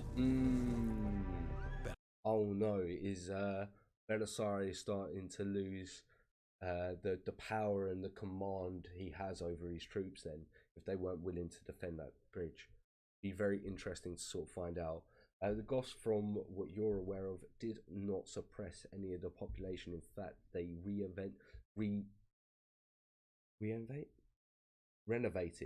renovated the buildings as well. Belisarius is left facing the Goth army with just 1,000 horsemen. Only 1,000 horsemen. All of each he orders his men to charge. Belisarius himself fights in the front rank. Damn straight he does. Scores of men fall around him. Goth spears finally drive Belisarius and his men back towards the Porta Salaria. At first, its defenders don't recognize Belisarius, covered in dust and gore. They don't see him. Let him in. He's forced to launch. So he's not even allowed back into the gates. Launch another desperate charge to drive the Goths back from the walls. Finally, the gate is opened, and he and his men get back into the city. But do any of the Goths get in as well? The siege of Rome begins. The city is... Oh, that was intense. Imagine if he had got caught outside. Too large for Witigis to completely surround. He builds 7 fortified camps north of the city and cuts the aqueducts that have supplied Rome with water for 800 years. There will be smart play cutting off the water for the Roman city. No baths for the Romans, but the city's wells will still supply drinking water. Okay, so they still get that. It's just, when Belisarius rejects calls to surrender, the Goths begin building rams, ladders, and siege towers for a major assault. 18 days later, they attack. But wait, only 18 days later? Their inexperience in siege warfare is soon evident. Their towers are pulled by oxen. The Romans shoot all the animals, and the towers are left stranded. The Goths assault the city from multiple directions. The mausoleum of Hadrian, converted into a fortress, comes under heavy pressure. But eventually, the Goths are thrown back on all fronts. Nice, the Romans are just not giving this up. That night, the Romans celebrate a great victory, lighting fires and singing from the battlements. Are they celebrating too quick though? That's the question. Both sides prepare for a long siege. Belisarius is an inspiring presence in the city, active, calm and confident even when others begin to despair. He has written to Justinian urgently requesting reinforcements. Now he oversees every aspect of the city's defense and supply. Nice, okay. He orders all non-combatants to travel south to Naples so there are fewer mouths to feed. Smart. How many of the people are willing to actually do that, though? He has the keys to the gates, changed regularly, to reduce the risk from treachery. I didn't even think about that. That's so good. That's so smart. A simple thing that could save you so much. While his Berber mercenaries patrol at night with dogs to detect any surprise attack. His wife, Antonina, also takes an active role. When the Pope is suspected of conducting secret talks with the Goths, she demands, "Tell us, Lord Pope Silverius, what have we done to you and the Romans to make you want to betray us to the Goths?" The Pope is arrested and sent out of the city. They arrested the Pope and sent him out of Rome. Jokes. You have no power, old man. No power here. A month into the siege, Belisarius receives much-needed reinforcements. 1,600 cavalry, mostly Huns and Slavs, led by Martinus and Valerian. Belisarius has seen that the Goths have no mounted archers. Now he can use his own to make hit-and-run attacks against the enemy. Smart. A few hundred horsemen will ride within range of the Goths, shower them with arrows, then fall back under... Just adapting his style of warfare for the Goths. Very smart. Covering fire from the city walls. Procopius counts 67 actions of this type, both large and small. Almost all are won by the Romans because of their superior cavalry. Nice. The victories raise morale and frustrate the enemy, but they will not break the siege. The situation deteriorates dramatically when the Goths take Portus, Rome's port at the mouth of the river Tiber, making it much more difficult to get supplies into the city. They now have to get all their supplies by road. We've sort of seen this in previous videos we covered. By September, 6 months into the siege, hunger and sickness begin to take hold. Even the army's mules are killed to make sausages. That happens all the time. The citizens of Rome beg Belisarius to stake everything on one decisive battle for the city. Stick with the siege. But he refuses, telling them, "You act as though you were playing dice and want to risk everything on a single roll. But it is not my custom to choose the short course over the best course." Impressive. Impressive. Smart. Use your head. Use your head. Don't risk it all. Very well played, Belisarius. Instead, Belisarius sends Antonina and Procopius to Naples, with instructions to use his authority to requisition all grain and every soldier who can be spared, and send both to Rome. Are they willing to do it? 500 men and a convoy of supplies are soon rolling up the Via Appia. They're followed by 1,800 cavalry reinforcements, who land at Dryas, modern Otranto. Yeah, but they're good. They're then cavalry. 3,000 Isaurians arrive at Naples aboard grain ships. Yes, he's getting those reinforcements, but once again, they are going to have to come by road and not sea. And travel on to Ostia by sea. Just spitting After months of delay, the vast resources of the Eastern Roman Empire are finally coming to Belisarius's aid. That's it. That's what the garrison of Rome launch a series of diversionary attacks on the Goths. These allow the supplies, under Antonina's direction, to slip into the city. The threat of starvation is ended. Nice. It's the last straw for Witigis. Nah, see, he's got to give up now. His own men have been camped outside Rome for almost a year, harassed by the... Almost a year the siege lasts. It's a bit of a shock to me now, just because it's not a long time for a siege, but it seemed like it happened so much more quicker in the video. You know what I mean? But I know that's sort of a short siege, but it seemed like it lasted longer within the enemy, themselves decimated by disease and hunger. The Ostrogoth king asks for a truce to open negotiations with the emperor. He offers Justinian all of southern Italy, but it is not enough. The initiative has swung to Belisarius. They've got the advantage. Belisarius has sent an elite force of 2,000 cavalry, commanded by John, north into Picenum, behind enemy lines. Catch the capital, aren't they? When the Goths break the terms of the truce, Belisarius orders John to unleash hell. Almost all the Goth warriors are away on military service. Their farms and settlements are completely exposed. John sacks, burns and plunders at will, understandable, enslaving hundreds of Goth women and children. Romans are not armed. Witigis' uncle gathers... Smart in the way that he's just sort of trying to keep the populace that he could have loyalty with on his side. A small force to challenge John. They're no match for his Bucalari.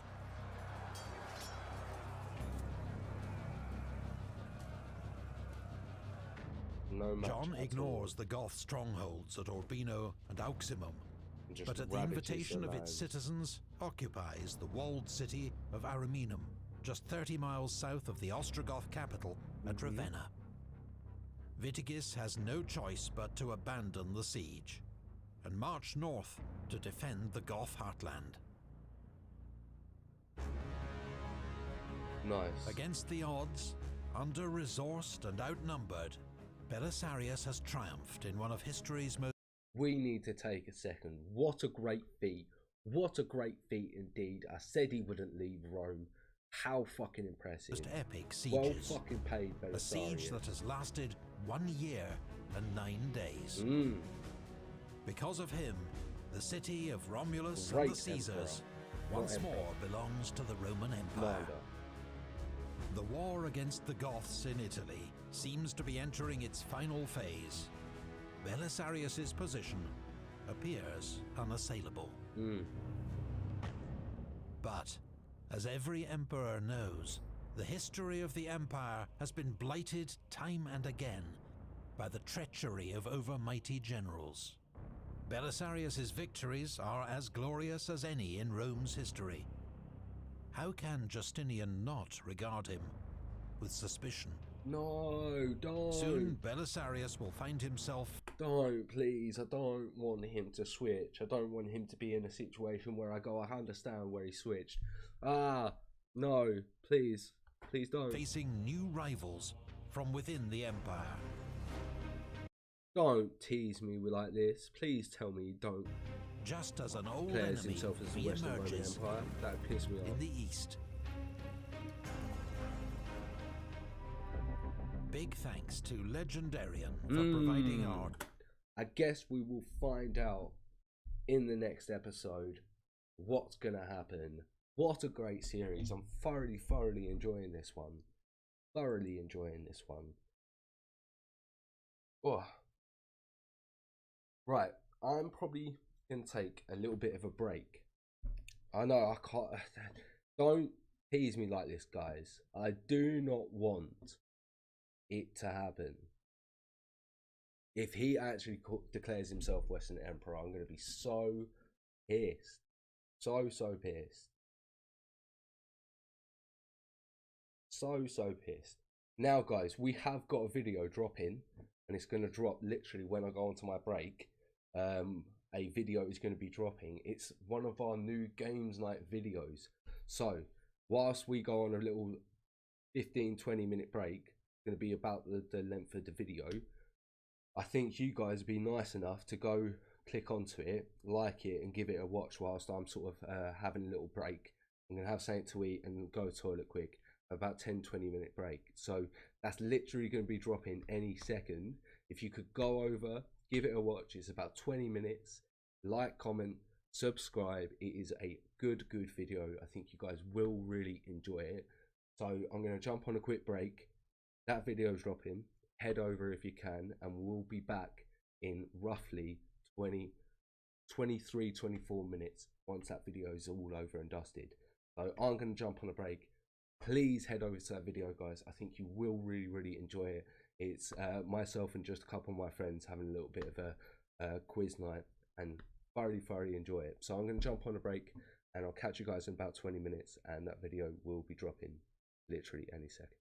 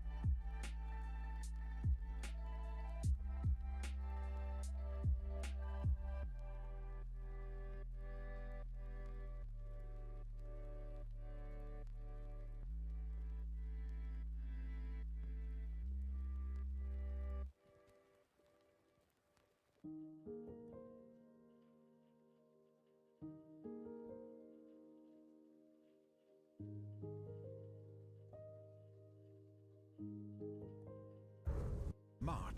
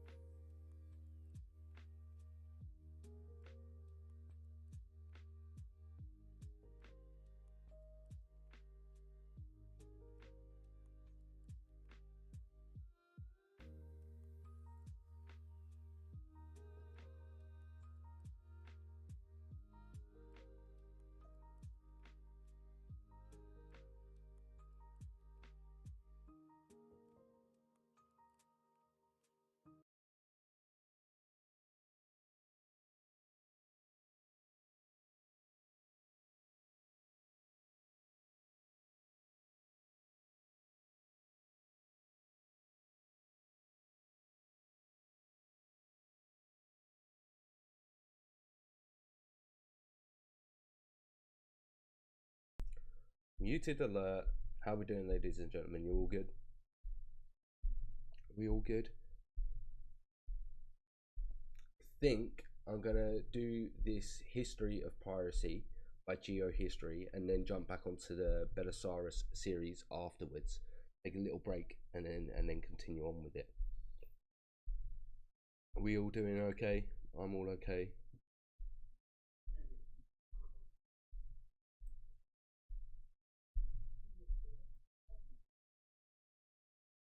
Right, guys. So we're going to jump into this reaction. The history of piracy, summary on a map. Let's go. Piracy seems to have existed since man first mastered navigation. Already in the 14th century BC, the Egyptians mention the peoples of the sea who operate in the eastern Mediterranean Sea and who also organize attacks in the Nile Delta. Later, in ancient Greece, texts indicate the presence of Phoenician and Greek pirates who organized kidnappings to sell slaves. But as Athens grows in power, a military alliance is created between the Greek cities to fight the Persians. So did that reduce it? So it was sort of as early as 600 BC, right? This alliance also results in a strong decrease in piracy in the region. Later on, after a decisive maritime victory against Carthage, Rome imposes itself in the western Mediterranean basin. But its fleet is regularly attacked by pirates, notably Illyrians and Cilicians. Is that because the Greek area just didn't have control of the sort of other areas of the sea? In 75 BC, Julius Caesar, who is still only a soldier, is captured by Cilician pirates in the Aegean Sea. He's held prisoner for 38 days and is released for a ransom that he himself does not consider high enough. This story is always so jokes, and I try and tell as many people as I can. Absolutely hilarious. These are just a big don, as always. After his release, he assembles a private military fleet and takes revenge by capturing and crucifying his captors. In 60... Which he was like chilling with them. He was like chilling with them, like playing like games with them, chatting with them, like, and then he just come back and absolutely screwed them over. 7 BC, other Cilician pirates organize a raid on Ostia, only a few kilometers from Rome. This time... So are we sure they were pirates? Like, how do we not know they might have had allegiances to some sort of country or land? General Pompey obtains all the legal powers necessary to fight against piracy. He assembles a powerful military fleet and in only 3 months eradicates piracy in the entire Mediterranean basin, which It seems like in these earlier years, if you had a high militarized naval fleet, then you could reduce piracy. Obviously, later on, I don't think that's the case, but it seems like at the moment that is the case. Would then be pacified for several centuries. In Northern Europe, piracy also exists. Several centuries. We've done a skip to 405 AD. What is it now? I remember. What did they change it to? CE something, right? Exists in different forms. In 405, somewhere in Great Britain, according to legend, a 16-year-old boy named Patrick is captured by pirates. He's then sold back to Ireland as a slave. 6 years later, he manages to escape and returns to the island of Britain to become a priest. That's very interesting. So what defines a pirate? Is it just rogue people not acting under a country's authority? Is that what a pirate is? But in 432, Pope Celestine asks him to return to Ireland to evangelize the population. He will later become the St. Patrick who's celebrated every year in Ireland. Very interesting tidbit of information there. Okay. In the 8th century, the Vikings dominate the north of Europe. Excellent navigators, they engage in piracy, attacking and looting the rich monasteries and ports of Europe. Gradually, the Vikings settled down in the defeated territories and abandoned piracy to concentrate on trade. Oh, so Vikings were also considered pirates. The Kingdom of Denmark, after having defeated the Slavic pirates of the Baltic Sea, dominates the seas of Northern Europe. At the end of... What is the definition of a pirate? What is the definition of a pirate? That'd be really sort of interesting to know what their sort of definition of pirate is here. The 14th century. Alright, see you later, DZ.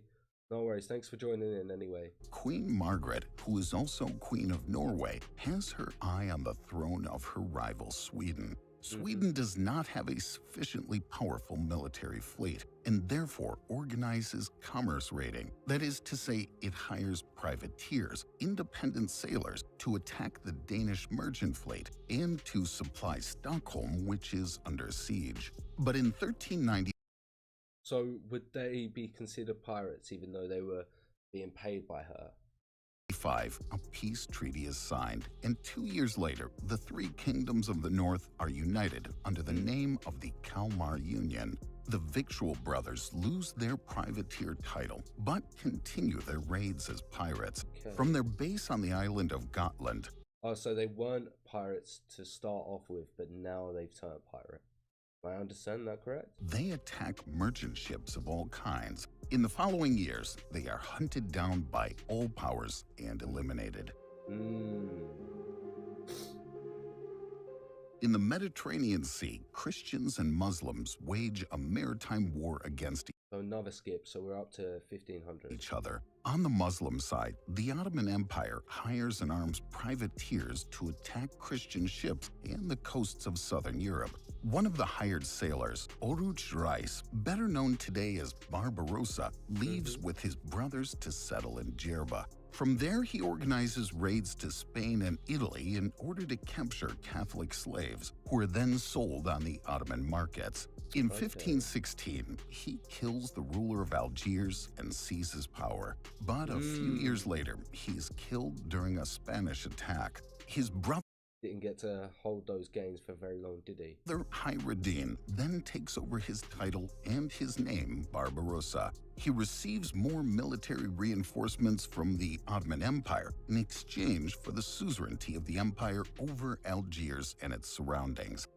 Okay, interesting. You got to hold that land. At the same time, the Spanish and Portuguese explore and conquer the territories of America. Since this is where we start getting to the real piracy, right? 1494, with the support of the Pope, the two states have been sharing the New World and its riches. But this sharing is not profitable for the other Catholic powers of Western Europe, who then hire privateers to break the Spanish monopoly in the Caribbean. In 1522, Frenchman Jean Fleury seizes two Spanish caravels that were bringing an important Aztec treasure to Spain. In the following years, Oh. the country suffers more. They just seized it. Just seized it. I'm assuming they never got it back. Wouldn't surprise me if they never got it back. And more attacks from French, English, and Dutch privateers, extending even into the Caribbean, where ports and colonies are pillaged.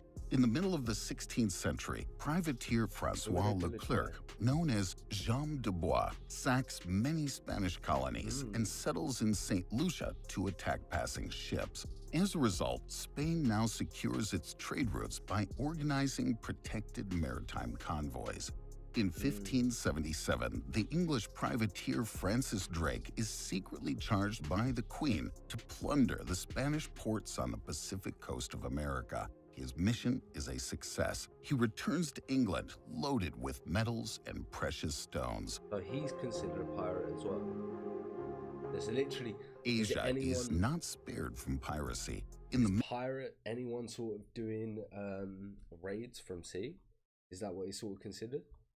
Ming Dynasty, maritime trade is very controlled, and numerous taxes push some merchants to turn to smuggling and piracy. They join the Wokou, Japanese pirates who control many bases, organize attacks against the coasts, and establish clandestine trade. They sell Chinese saltpeter and Japanese sulfur, both of which are needed to produce gunpowder. They also sell silver, which is sold by the Spaniards to the Philippines, and all of which China is desperately short of.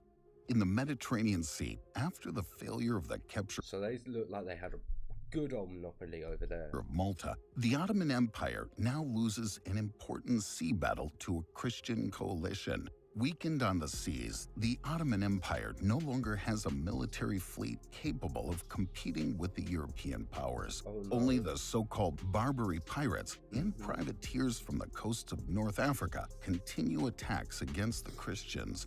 In But the Ottoman Empire just didn't have a chance since that point.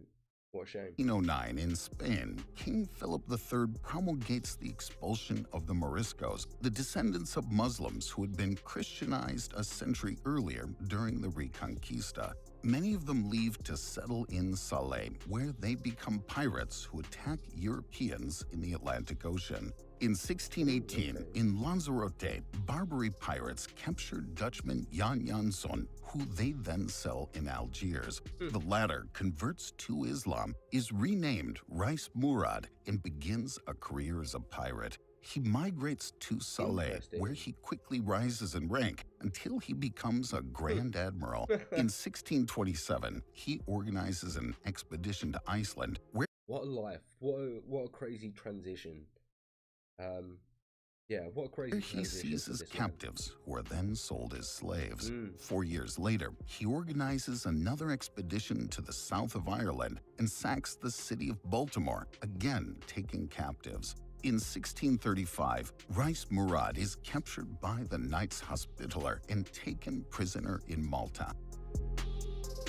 What are those knights? Pirate knights? The Knights Hospitaller? And taken prisoner in Malta.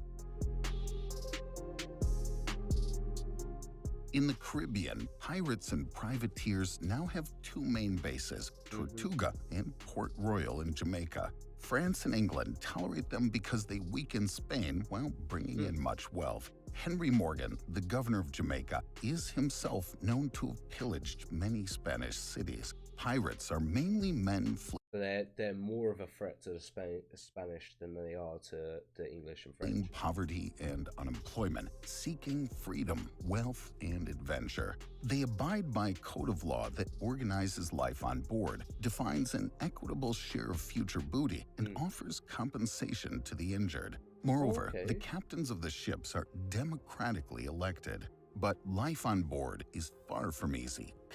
That's interesting that they're democratically sort of declared as the captain.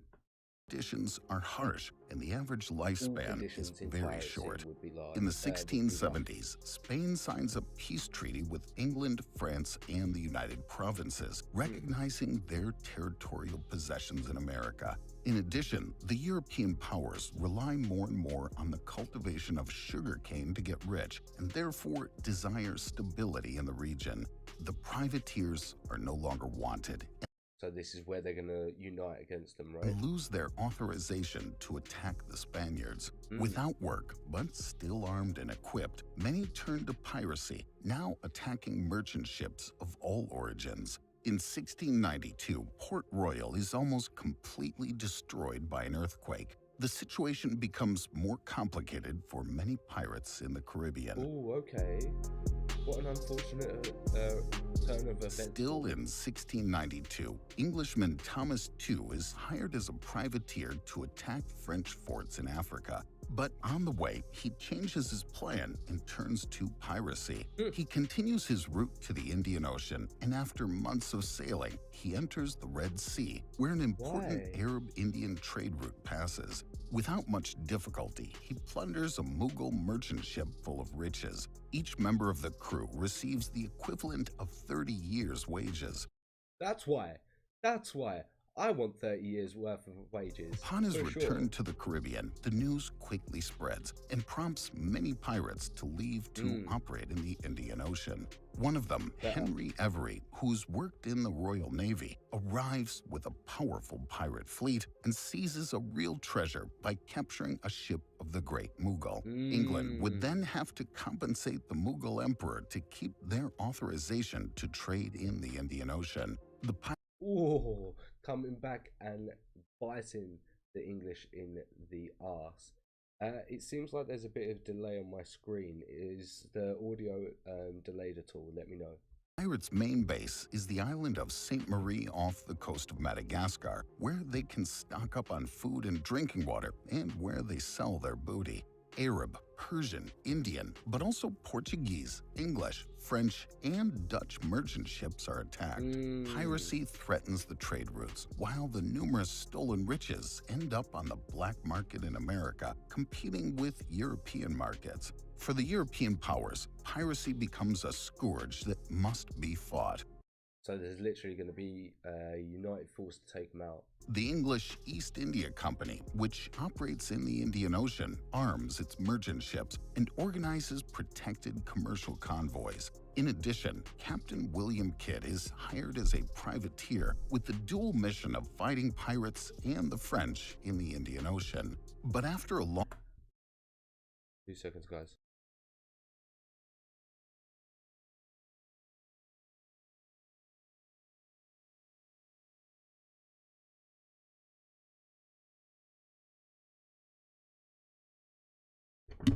Sorry guys, let's jump straight back in.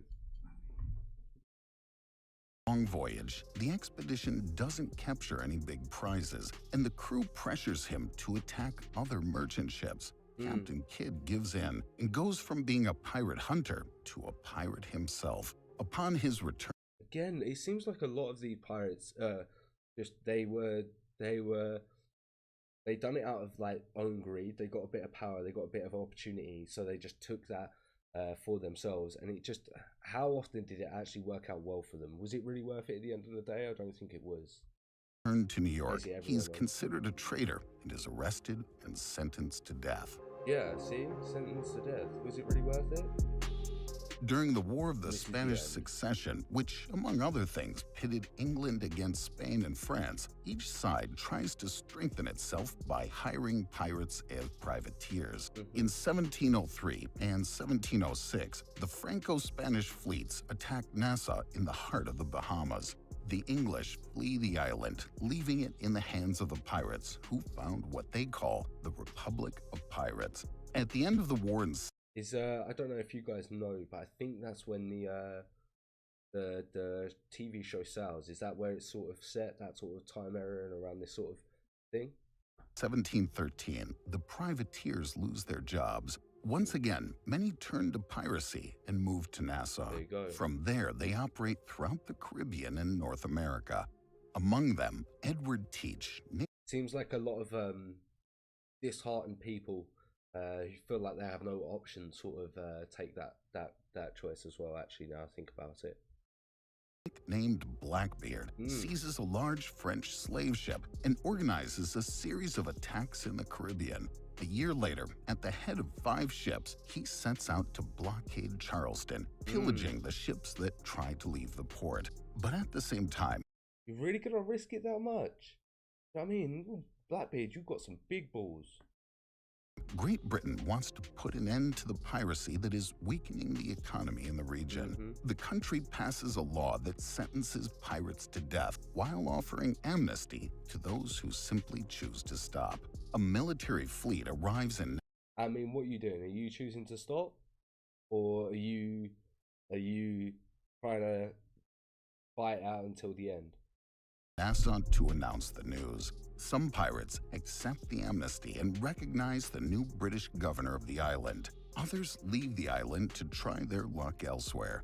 Englishman Bartholomew Roberts chooses to attack slave ships on the triangular trade routes. He's known to have captured hundreds of ships. Christopher Condent, for his part, after having sailed the oceans for 2 years, now attacks ships in the Indian Ocean. Knowing he is wanted by the East India Company, he reaches Bourbon Island, where he and his crew obtain amnesty from the French governor. Another pirate who fled Nassau is Frenchman Olivier Levasseur, known as La Bouse, or the Buzzard. In 1721, he seizes a Portuguese ship that is bringing the former governor back from the East Indies, together with the wealth he's accumulated over the last 10 years. Over the last 10 years, that's a lot. That's a lot. It is the biggest catch ever made by a pirate. Ever made. La Bouse then takes refuge in Saint Marie, from where he continues his attacks, including against French ships. Oh, you fool. Take that booty and leave. Run away. Now is time to get away. But in 1729, he is captured. At the time of his execution, it's said that he dropped a piece of paper with a code declaring, "My treasure to whomever can take it." This treasure is still sought after today. Was that just a little breadcrumb for everyone? Was it really out there, do you think?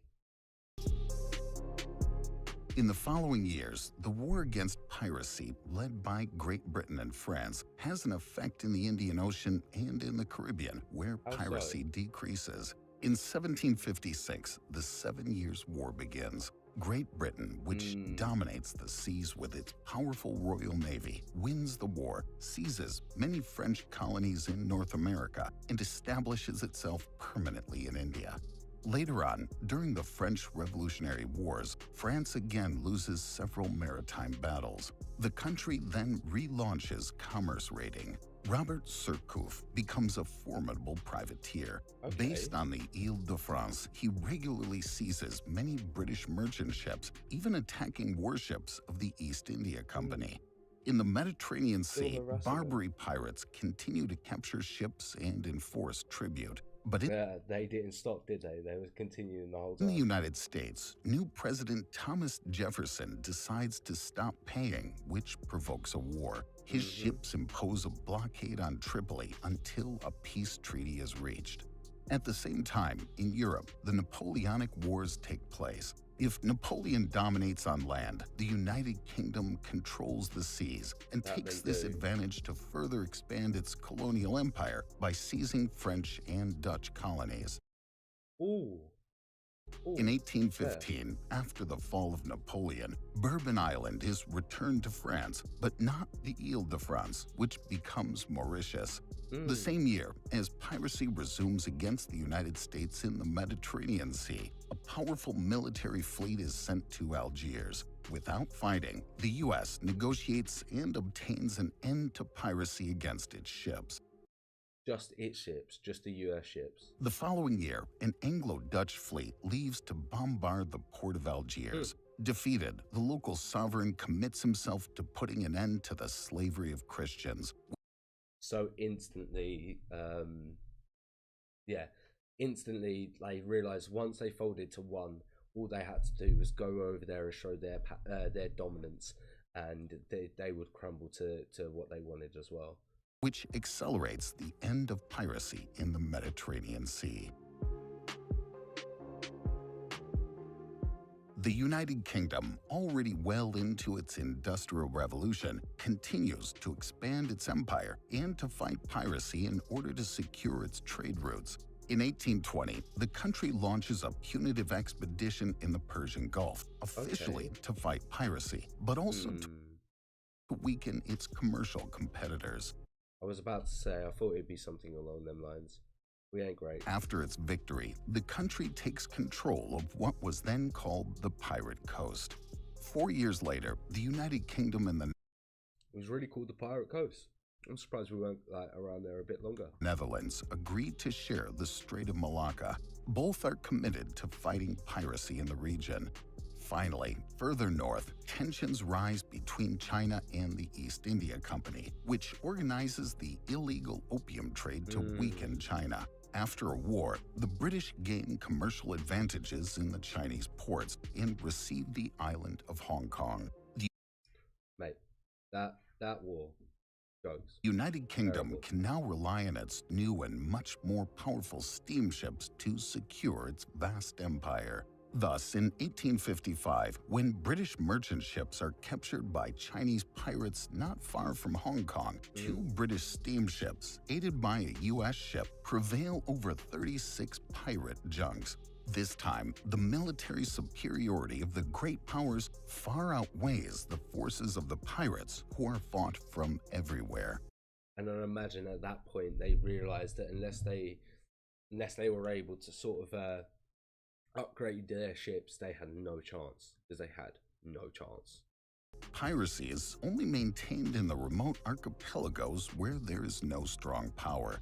In 1898, after a defeat, Spain cedes the Philippines to the United States. The latter eradicates piracy in a few years. There you go. After World War II, decolonization and political instability leads to a resurgence of piracy in certain regions. In the Okay, that's fair, and you would understand that that would happen. Celebes Sea, independence groups from the southern Philippines organize acts of piracy against merchant ships, transport ships, and even against coastal towns and villages. In the Horn of Africa, instability is high in Somalia, where Yeah, of course, we all know about the Somalian pirates. Civil war is taking place. Taking advantage of the chaos, foreign fishing vessels violate the Somali zone to the detriment of local fishermen. As a result, some are turning to piracy, attacking foreign fishing vessels and releasing them for ransom.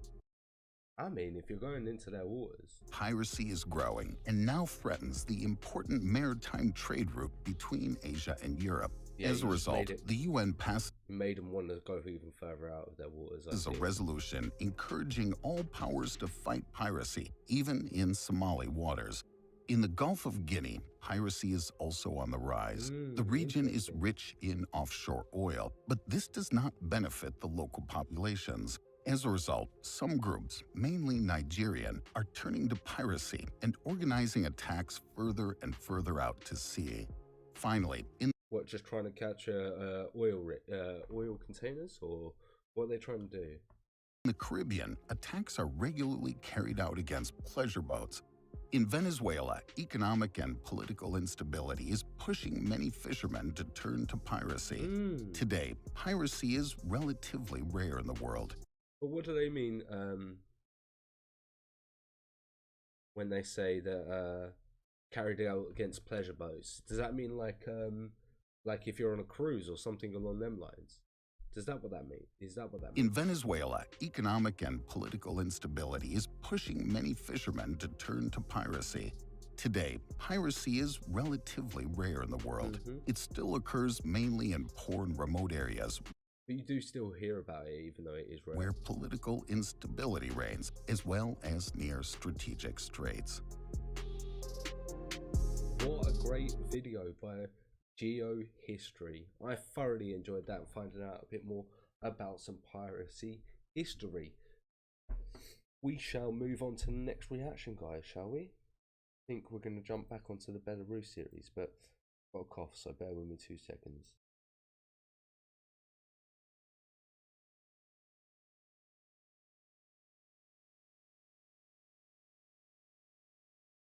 Oh, are you taking suggestions now? If yes, you can react. I'm not just yet. I might do a suggestion in a bit, but I'm just going to jump onto the fourth episode of this Belisarius. Belisarius. Just going to jump onto another one of these, and then I might take a reaction after that, a suggestion. Yeah, but yeah, we're going to jump onto another Belisarius episode.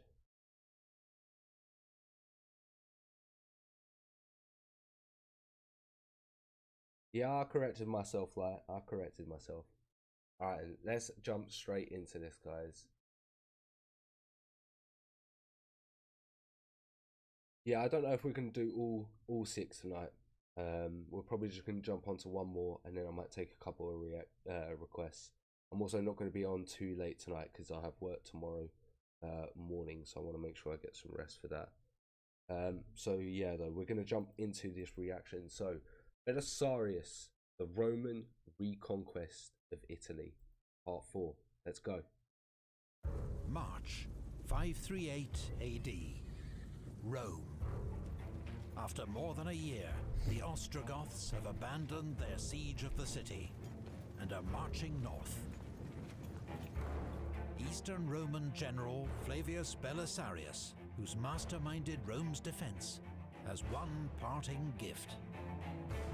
He waits until half the Goth army has crossed the Salarian bridge, then attacks with every man he has. Very smart. Now the question is does he stay loyal? That's the question for this reaction. The fighting is desperate. The Goth rearguard tries to hold back the Romans. They just have no chance. But they are overwhelmed. Yeah. The absolute Goths push and shove to get across the bridge. Those who cannot are slaughtered or drown in the river. It's a final bloody victory in the battle for Rome. In Constantinople, capital of the Eastern Roman Empire, Emperor Justinian has just overseen construction of the most magnificent church in the world. Okay. The Cathedral of Hagia Sophia, Holy Wisdom. Now, with God's backing, he's poised to complete another great objective. Is it still sturdy? Is it still sort of intact nowadays, or is it just sort of ruins? Are you still able to see the ruins, or have they built up on it? I would like to know. That'd be a nice thing to see if I possibly could. The Cathedral of Hagia Sophia, Holy Wisdom. Now, with God's backing, he's poised to complete another great objective. The reconquest of Italy, the Roman Empire's ancient heartland. But the Emperor himself will help to sow seeds of division among his own armies, to undermine his greatest general, and pave the way for the destruction of one of Europe's great Christian cities. Really? What does Justinian do? What does Justinian do? It still exists in the perfect condition, but it is a mosque now. And is it in Istanbul? Because I'd definitely like to see it. We're using the download link in our video description. In 538, Italy's largest and most prosperous city is not Rome or Ravenna, but Milan, to the Romans Mediolanum. Okay. Its citizens wish to be reunited with the empire, and at the Bishop of Milan's request, Belisarius sends a small force to aid them. Nice. So he's going to be able to defeat attack local Goth forces at Ticinum and enter Milan in triumph. But in central Italy, Belisarius faces a dilemma. One of his best generals, John, nephew of Vitalian, has taken Ariminum with 2,000 elite cavalry. Nice. Now King Vitiges and the Ostrogoth army is marching from Rome and will soon trap him in the city. Belisarius orders 2 trusted officers to get there first with infantry reinforcements. They are to swap places with John and his valuable cavalry, freeing them up for mobile operations. But when the reinforcements arrive at Ariminum, John refuses to obey Belisarius's orders. Why? Why is he refusing? Instead, he adds the infantry to his own force and prepares to hold the city. Why? Within days, John is cut off and under siege. The Goths make their first assault with a giant siege tower. Is he able to hold them In heavy off? fighting, the Romans beat them back. They do. But John does not have enough supplies to hold out for long. What a mistake. John's insubordination puts Belisarius's entire campaign in peril. He will lose some of his best troops if Ariminum falls. So he but a has dash to go north risks leaving several strong Goth garrisons in his rear, including 10,000 experienced Goth warriors at Auximum. Belisarius's advance meets with early success, as the Goths at Tudera and Clusium surrender without a fight. Nice. As he ponders his next move, news arrives that 7,000 Roman reinforcements have landed near Firmium. Belisarius is just getting all the help he needs to be able to put his plans into place. Let's see what happens here. Belisarius marches to join them and meet with their commander, one of the most powerful men in the empire, Narses the Eunuch. Okay. Narses, Praepositus Sacri Cubiculi, Grand Chamberlain of the Palace, is Justinian's closest advisor. As a eunuch, he can pose no dynastic threat to the emperor, and so is entrusted with enormous power and influence. But yet we all see how that has gone in the past with other countries and other leaders. Narses had distinguished himself during the Nika riots, bribing sections of the mob to switch sides, while Belisarius and Mundus had dealt more directly with the rest. Yeah. Belisarius has military command in Italy, but he cannot simply issue orders to someone as important as Narses. So he convenes a council of war, seeking agreement on the way forward. Belisarius's officers argue that John has only himself to blame for his fate. He does have himself to blame, and that is it. They should not risk the army to save him. But Narses is close to John and thinks differently. If John treated your orders with insolence, most excellent Belisarius, he has already been punished enough, since it is now in your power to either save or abandon him to the enemy. Oh, this guy's a slimy politician, I can already tell. Roman eunuchs are not quite the same as Chinese ones, who often had more power than the emperor. That's fair, because that is where I'm sort of getting my examples from. But still, it's the fact that you put so much trust in someone because you believe they don't want the power, yet they can still have the power. You know, like just because they can't reproduce doesn't mean they want power for they don't want power for themselves. But you must ensure that neither we nor the emperor are also punished for his mistakes. For if the Goths capture Ariminum, it will be their good fortune to capture a capable Roman general, as well as an army and city subject to the emperor. And the disaster will not stop there, but will affect the entire fortune of the war. Damn it. As the council meets, damn it, you've convinced me. A message arrives from John. His men are starving, and unless relieved, he must surrender in 7 days. I have no choice. It is agreed that an attempt must be made to rescue John and his troops. In an elaborate operation, 1,000 troops are left to cover the Goth garrison at Auximum. One force will advance straight up the coastal road. Another force will move up by sea, threatening an amphibious landing. Nice. So one group just keep the 10,000 soldiers busy, and then the rest deal with the threat. While Belisarius and Narses march inland and approach from the west. The plan works perfectly. Viticus receives reports of Roman forces. Damn straight it does. Belisarius coming in. Forces closing in from all directions. Fearing encirclement, he abandons the siege and hurriedly withdraws to his capital, Ravenna. But despite their success, all is not well in the Roman camp. When Belisarius invites Jon to thank those who come to his rescue, Jon announces that his only debt is to Narses. His words fuel the growing distrust between Belisarius and Narses. Wait, what? Why has Jon said that? What? Of course you're now just going to add fuel to the fire. What are you doing? What are you doing, you fool? It's always difficult to do rankings. I don't think they're particularly helpful in assessing a military commander's worth. Belisarius, in my opinion, is one of the best commanders in history. And that is fair, yeah. I also agree, like, it's so difficult to do rankings. In the words of Procopius, historian and eyewitness, from that time on, these two men began to regard each other with great suspicion. The chain of command among Eastern Roman generals is not always clear, and is rarely set in stone.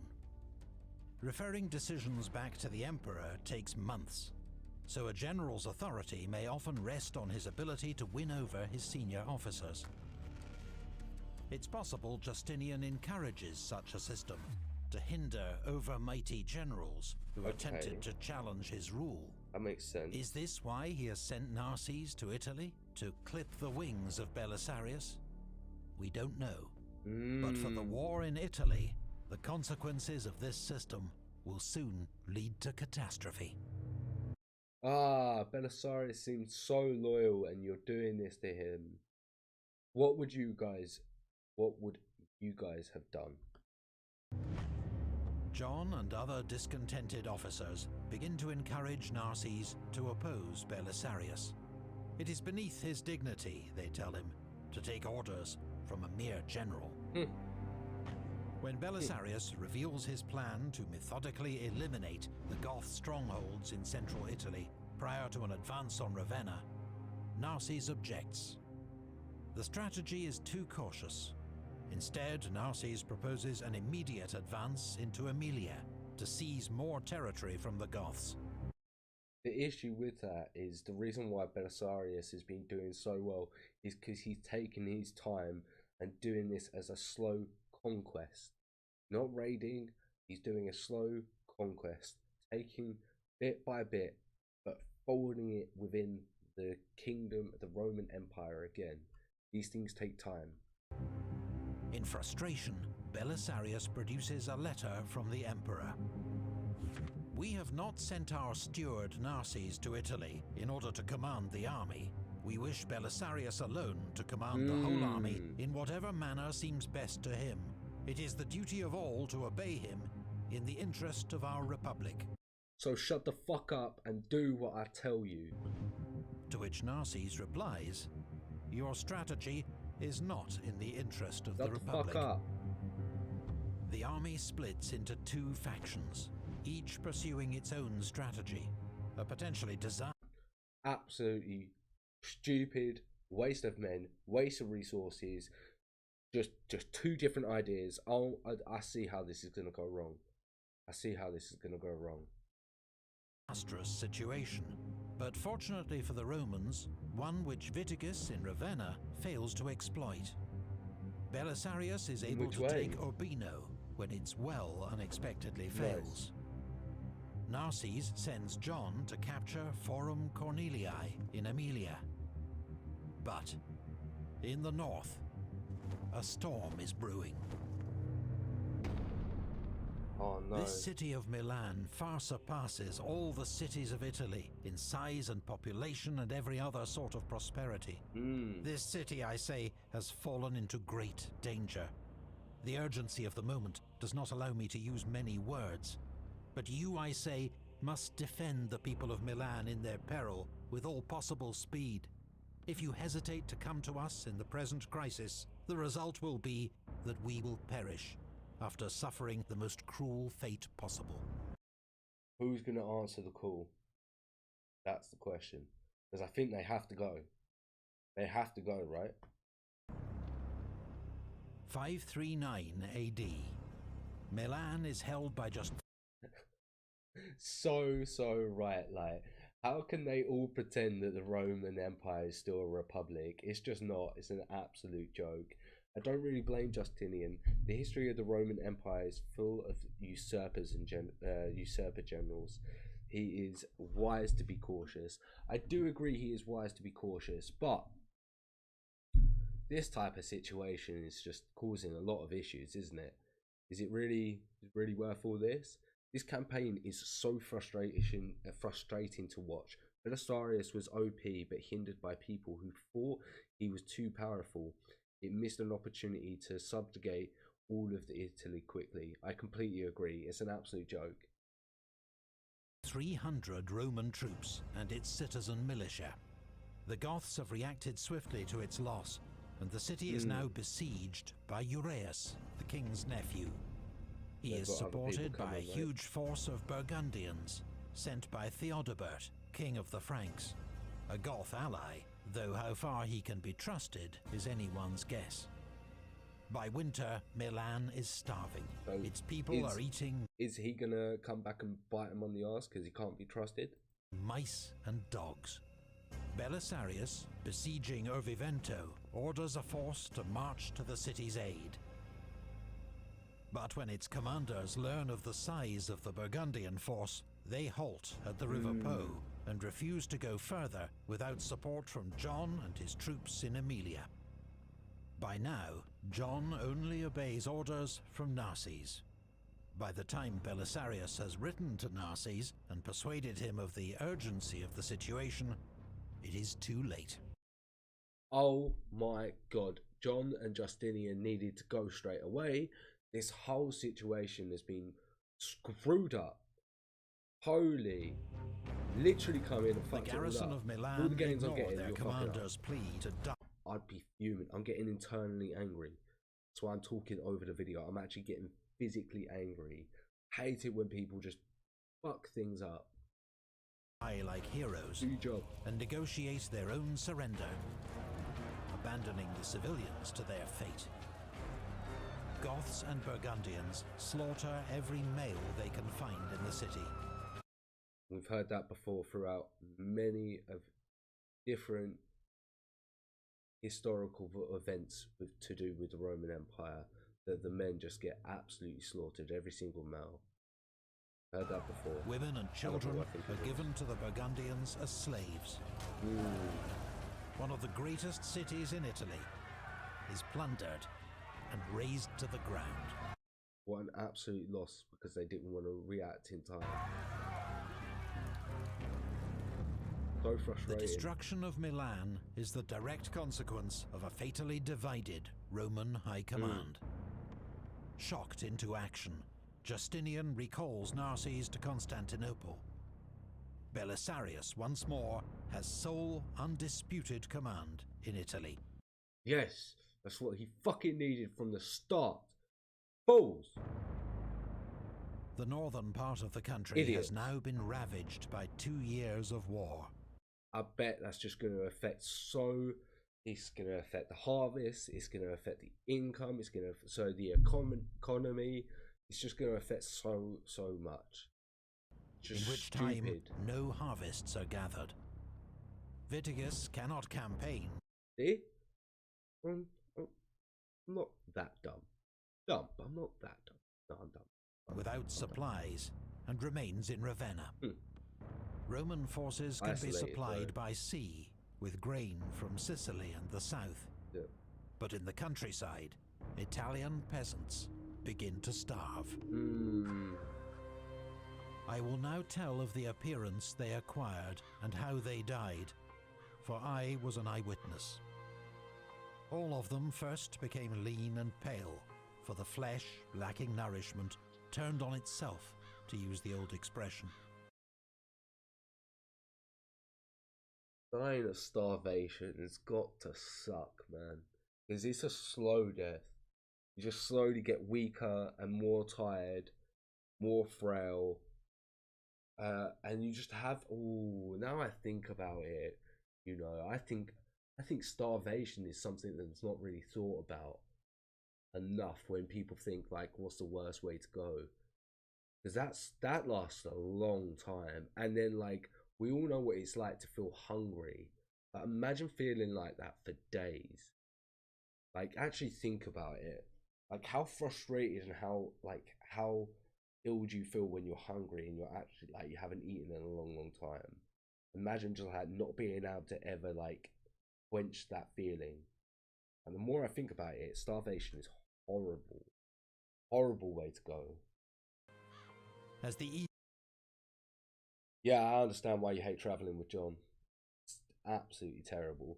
And I do agree that obviously so many emperors have been stabbed by their loyal friends, but sometimes you just got to have a bit of faith, right? evil developed, Sometimes. all moisture Please? left them, and the skin became so dry that it resembled leather more than anything else. They changed from a livid to a black colour, whereupon they came to resemble burned up torches. Their faces always wore an expression of amazement and a dreadful sort of insane stare. Procopius estimates that famine claims 50,000 lives in Picenum alone, with bodies left unburied and rumours of cannibalism. I believe the cannibalism. If you're that hungry, I can see you doing that. I can see you turn into that. For sure.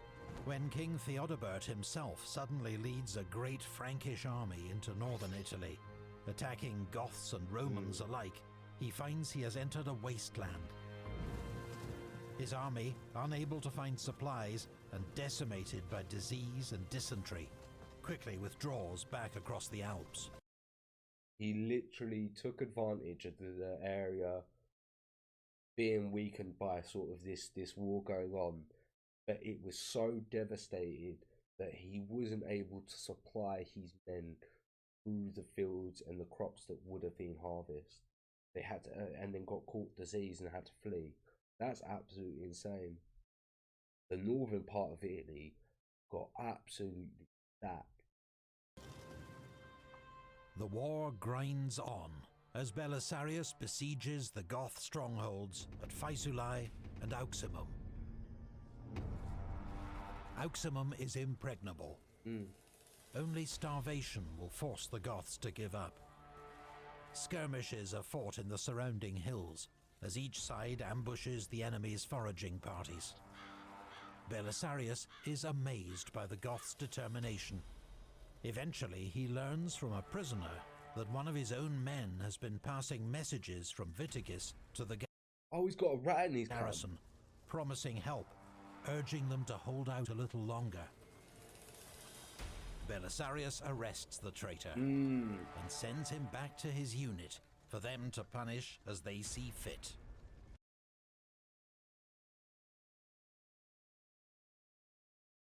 I can only imagine what happened to that man. Because these are men who are veterans at war. So their feelings are pretty sturdy, and I imagine they have a very, very strong sense of brotherhood and loyalty. And for someone to do that to you, I can only imagine what happened to him. It was either really, really bad or it was quick. Do you know what I mean? That's insane. That's absolutely insane. If you were surrounded by people constantly whispering conspiracies in your ear, you will eventually start to worry. Of course you would, and I do completely understand that. Like, I do see where you're sort of coming from Justinian. I just have a bit of hope, you know. I think that the Ostrogoths were the last people to rule all of Italy until today's Italy reunified. So Italy was screwed by this invasion and divided for ages. Holy, literally ages. Because I also thought the same thing, like throughout history, that Italy seemed to be sort of quite divided through a lot of the periods. So that's quite interesting. They burn him alive in full view of the enemy. Oh, I guess that's what they done to him, which I would say is probably at the top of the lists of the worst way to die. Being burnt alive, absolutely scorched. The garrisons of Faesulae, then Auximum, are finally starved into surrender. Belisarius grants them both generous terms. Then, with his rear secure, he begins his advance on Ravenna. Reinforcements from Dalmatia approach from the north. Ravenna is protected by a lagoon, marshes and shoals along the coast. That looks really, really nice. That looks like a real photo. I'm assuming that's still sort of standing today as well.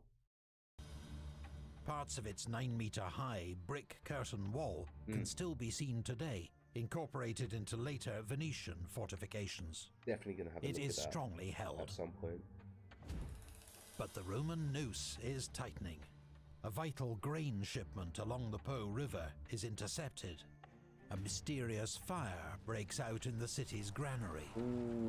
The Goth king puts much hope in his nephew, Uraeus, approaching with a relief force of 4,000 men. How does he think that he's going to be able to break through the Roman line, though? But when the troops learn that their own strongholds have gone over to the Romans, they leave for home. Literally, he knows that that situation is not worth it, and he's better off going home, maybe making a claim back at home. Understandable. In despair, Vitiges agrees to open negotiations. Oh no, he's going to try and get out. Imperial envoys arrive from Constantinople, but the treaty they offer to Vitiges is so generous that Belisarius refuses to sign it. Yes, take control, Belisarius. Do not sign that bit of paper. Believing he's on the cusp of complete victory. Without Belisarius's endorsement, the Goths also regard the treaty with suspicion. Sidelining King Vitiges, Goth nobles send their own delegation to Belisarius with... Okay, now he's sort of maybe stepping out of line here. You know, now he is sort of trying to take things into his own hands a bit too much, maybe.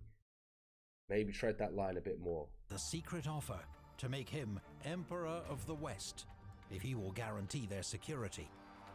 Belisarius swears only that no harm will come to the Goths if they surrender.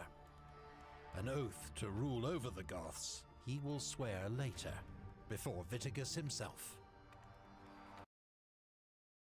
The Goth delegation is satisfied. I'll be What pissed man off. would turn down the offer of a crown? The gates of the city are opened, and Belisarius marches into Ravenna at the head of his troops. Yes. He ensures grain arrives in the city quickly. Then he tells the Goth warriors, who outnumber the Romans, to disperse back to their homes. After giving him grain as well, that is only fair. You've got to give this man his fucking dues.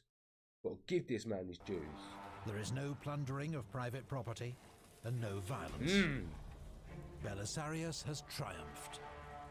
But it will soon emerge he is not playing straight with the Goths. In which way? Why? While I watched the entry of the Roman army into Ravenna at that time, it occurred to me that the outcome of events is determined not by the wisdom of men, nor any other virtue on their part, but that there is some supernatural power that is ever warping their intentions and leading them in such a way that nothing will hinder that which is being brought to pass. I mean, he is getting a lot of victory here. For though the Goths were greatly superior to their enemy in number and power, and had neither lost a great battle nor been humbled by any other disaster, still they were made captives by the weaker army, and regarded the name of slavery as no insult. I mean, I disagree with the end part there. I think they did get humbled in other ways. The days pass. And they knew they would start. The Goths await an announcement from Belisarius that he will crown himself Emperor of the West and rule over them. He just won't, will he? It never comes. Yes! Yes! Belisarius has no intention of betraying the Emperor. He's allowed the Goths to think that he'll accept their offer, only to end the war as swiftly as possible. The Goths begin to feel they've been tricked, betrayed even. Suspicions which are confirmed when Belisarius is recalled to Constantinople. he leaves with the Goth treasury and his prisoners, including Viticus. Smart. Belisarius's rivals ensure that Justinian hears all about the Goths' offer of an imperial throne. But for the moment, the Emperor faces a far greater concern. Oh no, what's happening? One of Viticus's last acts as king had been to send 2 secret agents to the court of King Khosrow in far-off Persia, with a plea for aid. Sassanids are going to come back into the story, aren't they? Against their shared enemy, the Eastern Roman Empire. Khosrow needs no encouragement. He's been watching as Justinian strips his eastern frontier of troops for his wars in the west. Now, Sasanian armies are on the march. Khosrow has set his sights on Antioch, second city of the empire, capital of the Roman Near East.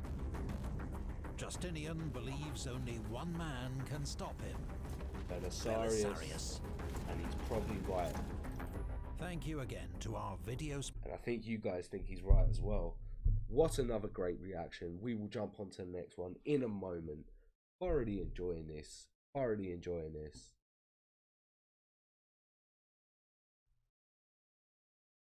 In my mind, you jumped on. If it makes you feel any better, Justinian will, despite the various ups and downs, rely on Belisarius. Yeah, it seems like it now. Seems like he's sort of relying and getting him involved now, which is good, which is what we need. In your mind, he never seriously doubted Belisarius' loyalty, but political pressure from his advisors and couriers sometimes forced him to take. Okay, but that would make sense that he sort of succumbed to other people around him just to keep those sort of quiet. It's crazy strong how loyal Belisarius was. I'm so glad that he didn't become the emperor.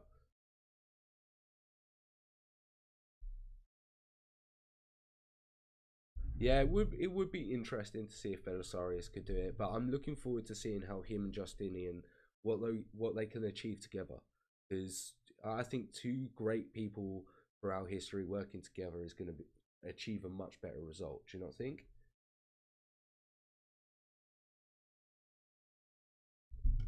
I was thinking about jumping onto the Battle of Midway, possibly. It is quite a long video. I don't know if I have time for that. I might just jump on this this suggestion. Battle of Barman by Kings in General. Should I jump onto that, or should I do the Battle of Midway?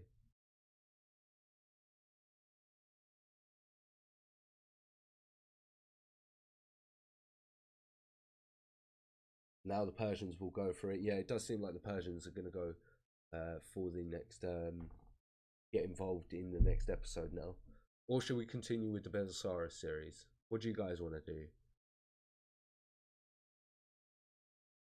I just finish this series, get these 2 episodes done tonight, and then call the end of the stream there? Or shall I start taking a couple of suggestions?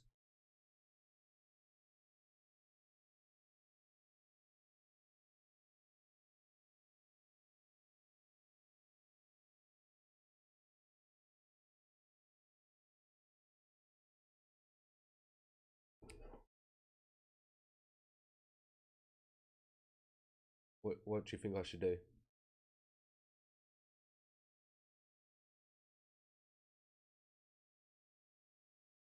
Okay, keep the Battle of Midway for a private session. Should we just smash the last 2 episodes of these out then for this stream? I'm thoroughly enjoying it. Yeah, might as well finish it out instead of leaving it. Yeah, alright. We'll just smash these 2 out, and then we'll probably call it.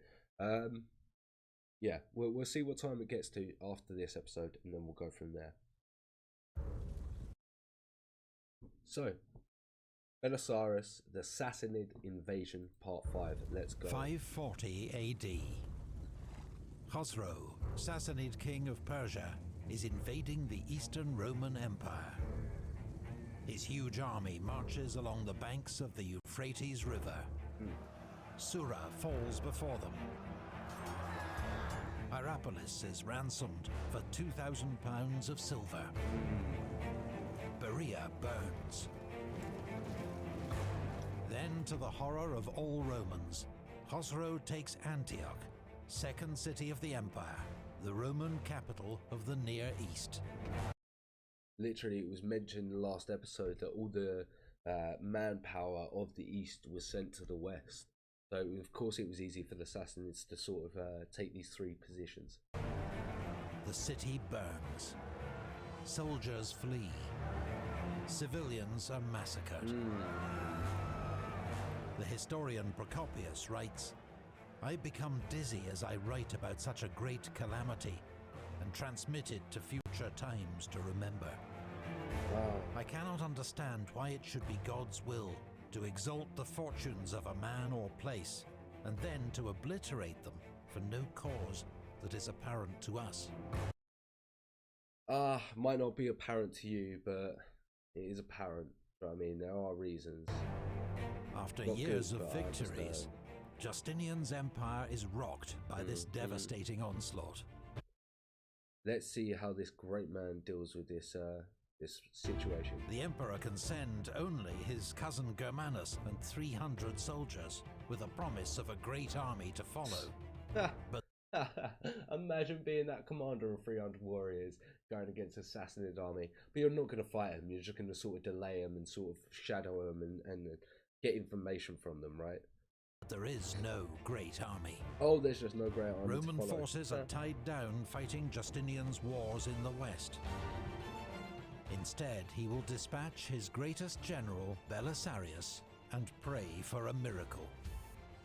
And we all know Belisarius is going to be able to provide us with that miracle. Little knowing that the Empire is about to be plunged into an even greater catastrophe, unlike anything the world has ever seen before.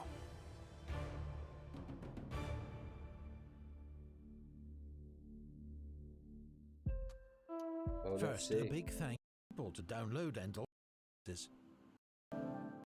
For years, the Eastern Roman and Sassanid empires, the two great powers of the Middle East, had signed a treaty of eternal peace just 8 years before. Oh, there was no way that was going to be an eternal peace. You're all just lying. But Khosrow had looked on with growing alarm, as Roman forces, led by Belisarius, had reconquered first North Africa, then Italy. Half in jest, Khosrow asks Justinian for his share of the tribute, since these victories are only possible because he's granted the Romans peace. But the joke is wearing thin. Khosrow receives envoys from the Goths in Italy and the Armenians, who beg him for aid. Justinian, they tell him, has conceived the desire of seizing the entire earth. He will march against the Persians with those he has already enslaved, respecting neither the name of friendship nor any of his sworn promises.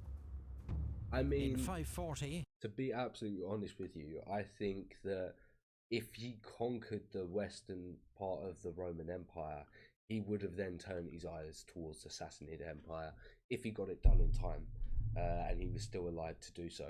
It definitely would have happened. Khosrow accuses the Eastern Emperor of paying Huns to raid Persian land and trying to bribe his Arab allies to switch sides. Then he attacks. Once again, do we know if that probably was the case? Do we know if it wasn't? How can we guarantee it wasn't? Like, a lot of political leaders would do things like that, make alliances with other an enemy's neighbours to harass them. Justinian has stripped the frontier of its best troops to reinforce his army in Italy. There is no Roman force that can stand up to Khosrow's invasion. Antioch is sacked. Survivors are enslaved and sent to Persia. Khosrow then marches to the coast and symbolically bathes in the waters of the Mediterranean. He moves on to Apamea, where he demands £1,000 of silver, but lets the priests keep their piece of the true cross. He then fixes the local chariot race, so that Justinian's favourite team, the Blues, lose. Oh dear.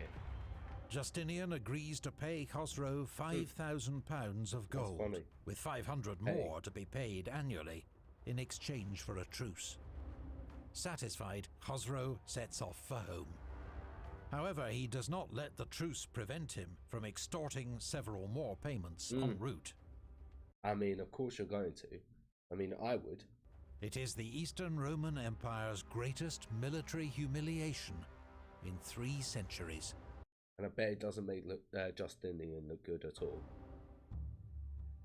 Everyone was talking about Belisarius. He was credited with 2 victories such as never before fallen to the lot of one man.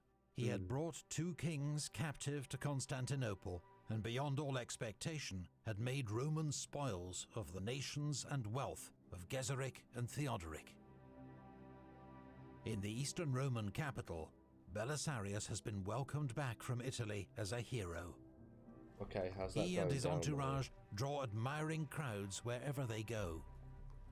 But he does not have long to enjoy his success. In early 541, Justinian sends Belisarius east to take command of Roman forces in Syria and ensure there is no repeat of the previous year's disaster. Belisarius's wife, Antonina, has accompanied him on previous campaigns to North Africa and Italy and proved herself a valuable advisor and deputy. And is she with him this time again? But this time, she remains in Constantinople to advise her friend and patron, Empress Theodora. Interesting. Belisarius gathers all available forces at Dara, site of his great victory 11 years before.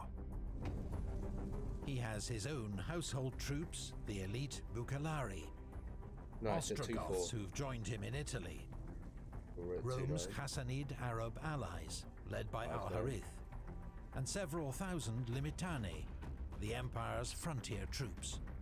Procopius does not tell us the size of these forces, so we can only make educated guesses based on circumstantial evidence. Oh, I see, I see. Local Roman forces are shaken by the events of the previous year. Belisarius spends several weeks reorganizing these men, re-equipping them, and rebuilding their shattered morale. How many of them are veterans? That is the question.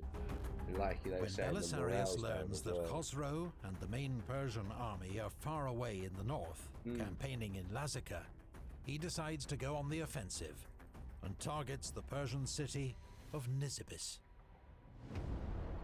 This fortified frontier city is too strong to assault directly, but Belisarius hopes the garrison can be lured out and defeated in battle, allowing his troops to rush into the city, mingled with the retreating enemy. Interesting. Belisarius camps 5 miles from Nisibis, close enough to tempt the Persians to attack, but far enough that they can't easily retreat back to the city. But one Roman commander, Peter, camps far too close. Worse, he ignores Belisarius's warning to be on high alert at noon. He's just going to get caught and absolutely slaughtered, isn't he? Belisarius needs to leave him alone. Let him when the Persians are most thing. likely to strike. The Persian commander, Nabides, spots this isolated Roman force and attacks. Peter immediately sends a rider to Belisarius calling for aid. No! But Belisarius and the rest of the army have already seen what's happening and are on their way. Before they can reach Peter, his force is hit by the Persian cavalry. After a brief fight, his troops scatter. 50 men are killed. A Roman standard is lost. It's only 50 men killed. I'm surprised. When Belisarius arrives with reinforcements, he drives off the Persians, who retreat into the city, leaving behind more than 100 dead. Oh, okay. But the loss of a Roman standard in such a pointless skirmish is a bitter blow. But that morale, it's just going to reduce that morale. Belisarius marches on to the Persian fort at Sassanid. His first attack is repelled. He digs in for a siege, while ordering Al-Harith's Arabs and 1,200 Bukilari to cross the Tigris River and raid deep into Assyria. Literally calls a hit to their morale and their populace's morale as well, and calls rife division. That would be sort of interesting to see. Yeah, I'll be looking forward to sort of looking at some of those reactions for you like next stream. Probably be tomorrow evening. It has been many years since the Romans have raided this far into Persian territory. There is little resistance and much plunder. Literally nothing they can do. Sassanid runs out of food and surrenders to Belisarius. But the Roman general has run out of time. His troops are exhausted by the extreme summer heat, and a third are sick. His Limitani wish to return to their homes, now threatened by the start of the Arab raiding season. While Al-Harith and his men have gone AWOL, it later emerges they've ridden straight home to avoid sharing their loot with the Romans. I hope they have repercussions for that decision. Belisarius needs to go back, slap him in the behind, and show them who's boss and what they shouldn't have done. Belisarius, having achieved as much as he can with his limited force, withdraws back into Roman territory. Was it worth it? Was it really worth it? At the opening of spring, Khosrow, son of Kavad, for the third time began an invasion into the land of the Romans with a large army, keeping the Euphrates River on the right. The Emperor Justinian, upon learning of the inroad of the Persians, sent Belisarius against them once more. 542 AD. Belisarius spends the winter in Constantinople, but in early spring, news arrives that Khosrow is preparing to invade again. At least Belisarius races back to the eastern front, using horses of the famous Cursus Publicus, the Roman postal service, with fresh remounts at every stage. A journey that normally takes a month can be completed in around 8 days. 8 days? Local commanders warn that Khosrow is approaching with the biggest army yet. They want to hole up in Hierapolis and hide behind its strong walls. Belisarius has a different plan. What are you going to do? If Khosrow were attacking any other people but Romans, this plan of yours would be safe and sensible. But as immediately after leaving here, this barbarian plans to fall upon some other territory of the Emperor, be assured that to die bravely would be better in every way than to be saved without a fight.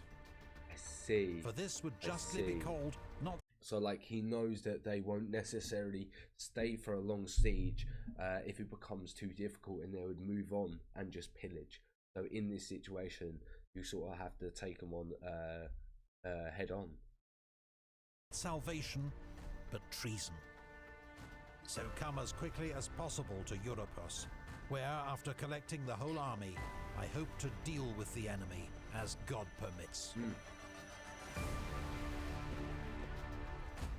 Khosrow is counting on another lucrative plundering expedition. This time he plans to raid Palestine and pillage Jerusalem. But when he hears Belisarius himself has arrived and is gathering a Roman army at Europos, he hesitates. He knows he needs to be worried. He needs to be worried. Belisarius is there, literally holding the Roman Empire single-handedly. I wouldn't say single-handedly. It seems like Justinian's doing a lot of the political side of things, which obviously I don't think Belisarius has the ability to do. Or he probably does, but he's just not able to do it because he's being a general, you know. While they didn't get any of the loot, at the least their lands were was plundered. Yeah, I see. An envoy, Abandanes, to meet Belisarius on the pretext of reopening negotiations, but really to gauge his strength. For almost the first time in 10 years, Procopius is not at Belisarius' side. Okay. He has remained in Constantinople. In fact, his days of campaigning with the great Roman general are over. Nonetheless, Did he just get too old? Did he didn't want to do the travelling anymore? Is there any reason for that? he provides a detailed description of what follows. Belisarius meets Khosrow's envoy far from the Roman camp, Nice. surrounded by an imposing number of his most fearsome warriors, including Thracians, Illyrians, Goths, and Vandals. But keeps it secret of how many men he actually has. They have been hand-picked to make an impression. All are tall, strongly built men, armed to the teeth, and seem completely unconcerned by the arrival of a Persian envoy. Belisarius himself speaks in a carefree manner. This course that Khosrow has chosen is not how men usually behave. If other men have a dispute with their neighbour, they first try to negotiate with him, and only go to war if they do not receive satisfaction. But he just comes straight first in. comes into the midst of the Romans, and then makes suggestions about peace. With that, Belisarius dismisses the envoy. Belisarius is just a big old Chad. Honestly, this man has big dick energy. Just absolute, just boss. The envoy returns to Khosrow and urges the king to avoid battle at all costs. The enemy are not like any men he's seen before. They are formidable and disciplined. Their commander is wise and imposing. The king should withdraw as soon as possible. Yes, he should. Khosrow takes his advice. Nice. The Persian army crosses the Euphrates and marches home. Belisarius appears to have bluffed a stronger enemy into retreat and saved huge swathes of the empire from plunder and pillage. Oh my god, Belisarius is such a G. Oh my god. Literally, he's such a goat. Honestly. Jokes. Just turning the whole army away. That's absolutely hilarious. Military wise, I mean, Justinian just throws Belisarius at most problems. Yeah, so military wise, yeah, but there's a lot more of the military that goes into running an empire, you know, and definitely keeping an empire together, not just military. You know what I mean? You gotta keep so many people politically on your side, and keep them, make sure that they're still getting enough of what they want, but not everything. Such delicate. According to Procopius, the Romans praised Belisarius. He seemed to have achieved greater glory in their eyes by this feat than when he brought Gelimer or Vitiges captive to Constantinople. Yeah, damn straight. In truth, it was an achievement of great importance and deserving great praise, at a time when all the Romans were hiding in terror behind their defences. Belisarius and his Bucalari, putting on a show that is so intimidating and deceptive that the Persian king abandons his campaign. It's a famous and memorable scene. But did it ever happen? Many historians believe that something even more terrifying caused Khosrow's rapid withdrawal. Really? He discovered the empire was riddled with plague. Interesting. During these times, there was a pestilence which came close to wiping out the whole of mankind. Now, in the case of all other scourges sent from heaven, some explanation or cause might be given by daring men. But for this calamity, it is quite impossible either to express in words or to conceive in thought any explanation, except indeed to refer it to God. So do you think it was the plague that turned him around, or do you think that situation actually happened? He's not one of those who will be afraid of someone. So I think Publius exaggerated the events here. He was not with Belisarius and could not have known exactly what went on, going on between the negotiations. Yeah, that's a good point, and it's a thing to sort of think about. But the story's out there, and sometimes you believe what you want to believe. He's not one of those who would be afraid of some tall men that I think he found out about the plague. Probably, but we all love a good story. Exactly, like we all love a good story. Yeah, yeah. And once the story's out there, it's hard to sort of make it go quiet, you know? The 6th century world is full of strange and mysterious phenomena. Sometimes even a highly educated man like Procopius can only record his observations and trust in God. Of the year 536, he wrote, "It came about during this year that a most dread portent took place. The whole year the sun gave forth its light without brightness, like the moon, and it seemed much like an eclipse, for its beams were not clear, nor like those it usually makes. From the time when this thing happened, men were free neither from war, nor pestilence, nor any other thing that brings death." Once again, if you don't know that it's an eruption from a volcano that's caused ash to sort of cover this, you don't know what's going on, and you would think that it's the end of the world. And at that point, if it's the end of the world, there's no laws or just morals. You got to do what you got to do. So I understand why it goes into such a dark period around these sort of times. Experts now believe Procopius was observing the atmospheric I agree, like there was probably some amount of truth to it, but it was probably just exaggerated. aftermath of a massive volcanic eruption.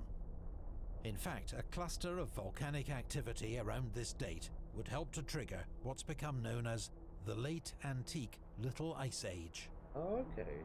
Its impact is impossible to measure, but it may have contributed to food shortages and worsened the famine that Procopius witnessed in Italy. Such shortages, and it lasted what, around 80 years? Made the population weaker and more vulnerable to what came next. Years. It originated among the Egyptians who live in Pelusium. From there it branched out in 2 directions. The first moving to Alexandria and then the rest of Egypt. The second coming to the Palestinians who live by the border of Egypt. Imagine that as well. Imagine hearing the rumors of this dark cloud that is just slowly covering the world, and you wouldn't believe it, and then you'd see it. You would think that it is the end of the world. How scary would that be? It'd be absolutely terrifying. Plague is first recorded in the Nile Delta in 541. It spreads across Egypt and into coastal Palestine. In spring 542, it reaches the imperial capital, Constantinople. It spreads rapidly across the empire. In 543, plague reaches Persian-ruled Armenia and the kingdom of the Franks. Recently, plague victims have even been identified in Anglo-Saxon England. Procopius is in Constantinople when the plague strikes with full, terrifying force. They fell ill in the following way. Suddenly they became feverish. Some of them when they rose from sleep, others while they walked about or doing any small thing. The body did not change color or become warm like a regular fever, nor did it burn up.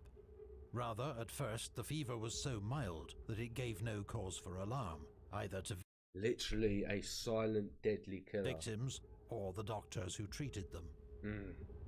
But then on the same day or the next, as well. a bubonic swelling appeared. This happened around the groin, also inside the armpit, sometimes by the ears or the thigh.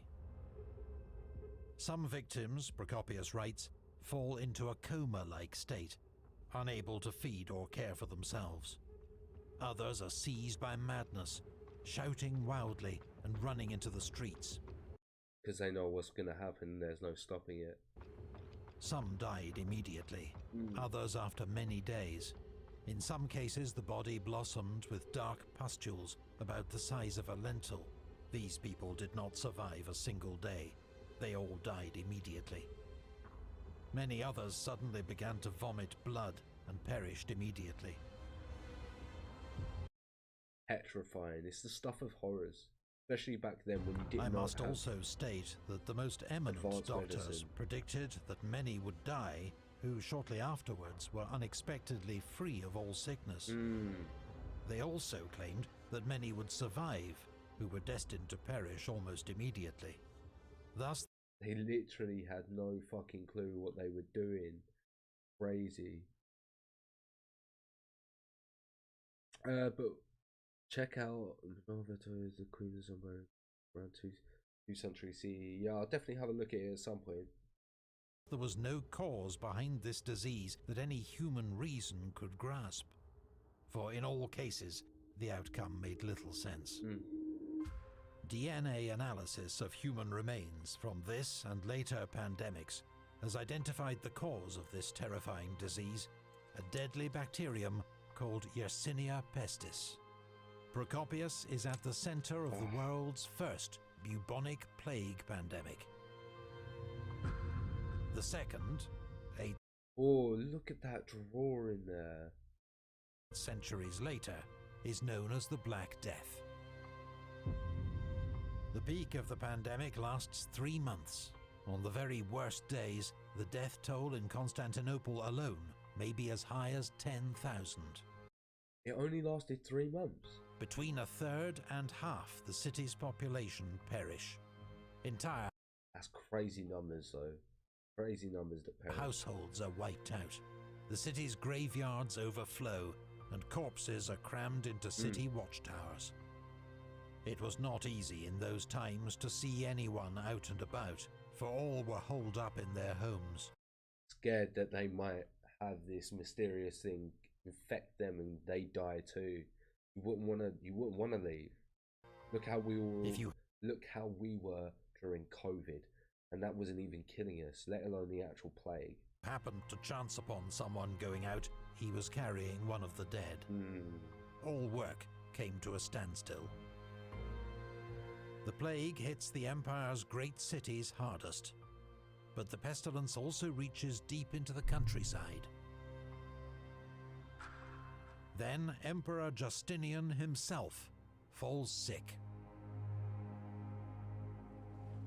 News soon reaches the army in Syria. There are even rumors that the emperor is already dead. Belisarius and his generals discuss the situation, but we have no reliable information on what is said or by whom. Yeah, of course. Justinian has no children. The succession will be an uncertain and dangerous time. Their own role may be decisive. They may even discuss who among them is best placed to succeed the emperor. Unexpectedly, Justinian makes a full recovery. But Empress Theodora has learned of the That's so surprising. That's so surprising. Meeting in Syria. As if he Her survived. informers tell her that Belisarius and another general, Buzes, had said they would not support any new emperor proclaimed in Constantinople. Theodora regards these words as treason. What? A clear sign they will turn against her if her husband should die. Oh, I see. Belisarius and Buzes are summoned to Constantinople for questioning. Theodora cannot prove their treason, but both men experience a sudden, dramatic fall from favor. Of course. Procopius claims that Buzes spends more than 2 years in a secret prison. Belisarius, the emperor's most successful general, escapes imprisonment, but his disgrace is total. He is dismissed from command and loses much of his fortune. His famed Bucalari are split up and distributed amongst other commanders. That's a big hit. Your guard being split up and distributed between other commanders, that's a massive fucking hit. Belisarius lives in Constantinople as a private citizen for more than a year. While abroad, Justinian's empire slides towards crisis. The plague has killed a multitude of Roman citizens and soldiers and severely disrupted government, trade, and taxation. In Armenia, a Roman offensive ends in humiliating defeat. In North Africa, Berber rebels defeat the Romans and kill Solomon the governor. While in Italy, The Ostrogoths have rallied under a new king, Totila, retaken most of Belisarius's gains, and again threaten Rome itself. Justinian is desperate for a general who can take command in Italy and turn the tide of war. And we all know who he's going to turn to, aren't we? 544 AD. Belisarius is recalled from disgrace and given back his old command in Italy. But the emperor has no troops to spare, and Belisarius's Bucellari are still in the east. This time he will have only 4,000 recruits that he must hire and equip himself to reinforce the demoralized army in Italy. And in Totila, he faces a far more dangerous adversary than before. He is poorly resourced and has been ungratefully treated by his emperor. But Belisarius loyally marches to war again, in what will prove his final campaign. My God, this man's loyalty. Big thanks to legendary. Goddamn loyalty is so strong. What a great series by Extra History TV. Thoroughly enjoying this. This is what I mean. If Justinian really didn't believe in Belisarius' loyalty, he would never have recalled him to achieve the service again. I also agree. It felt like it was, in this situation, he was only taken away from the situation because of Justinian's wife at the time. Yeah, the plague was a very bad luck for this period of time and for these guys to have to deal with. Comes and then goes into long sleep and then wakes up times later. Yeah, I'm just surprised it only lasted 3 months, the plague. The first one anyway. Theodore ran the empire very competently during Justinian's sickness. Yeah, and that's his wife, yeah. I really enjoyed that one, guys. Really enjoyed that. Yeah, I'd imagine this was the beginning of the decline after this. I don't know if we're going to be able to jump onto the next one, guys, because obviously I've got work tomorrow, and I'm going to have to get prepared. I need to eat, get ready for that sort of stuff.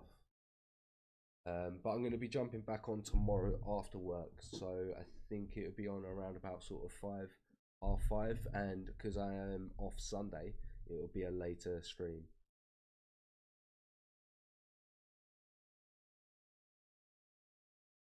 Yeah, it did seem like it was absolutely terrible. Like, right, guys, that is going to be it for me tonight. I have thoroughly enjoyed this stream. Thank you guys for sort of joining and watching it. I hope you guys enjoyed it, and I will catch you guys in the next stream tomorrow at 6 o'clock. Thank you very much.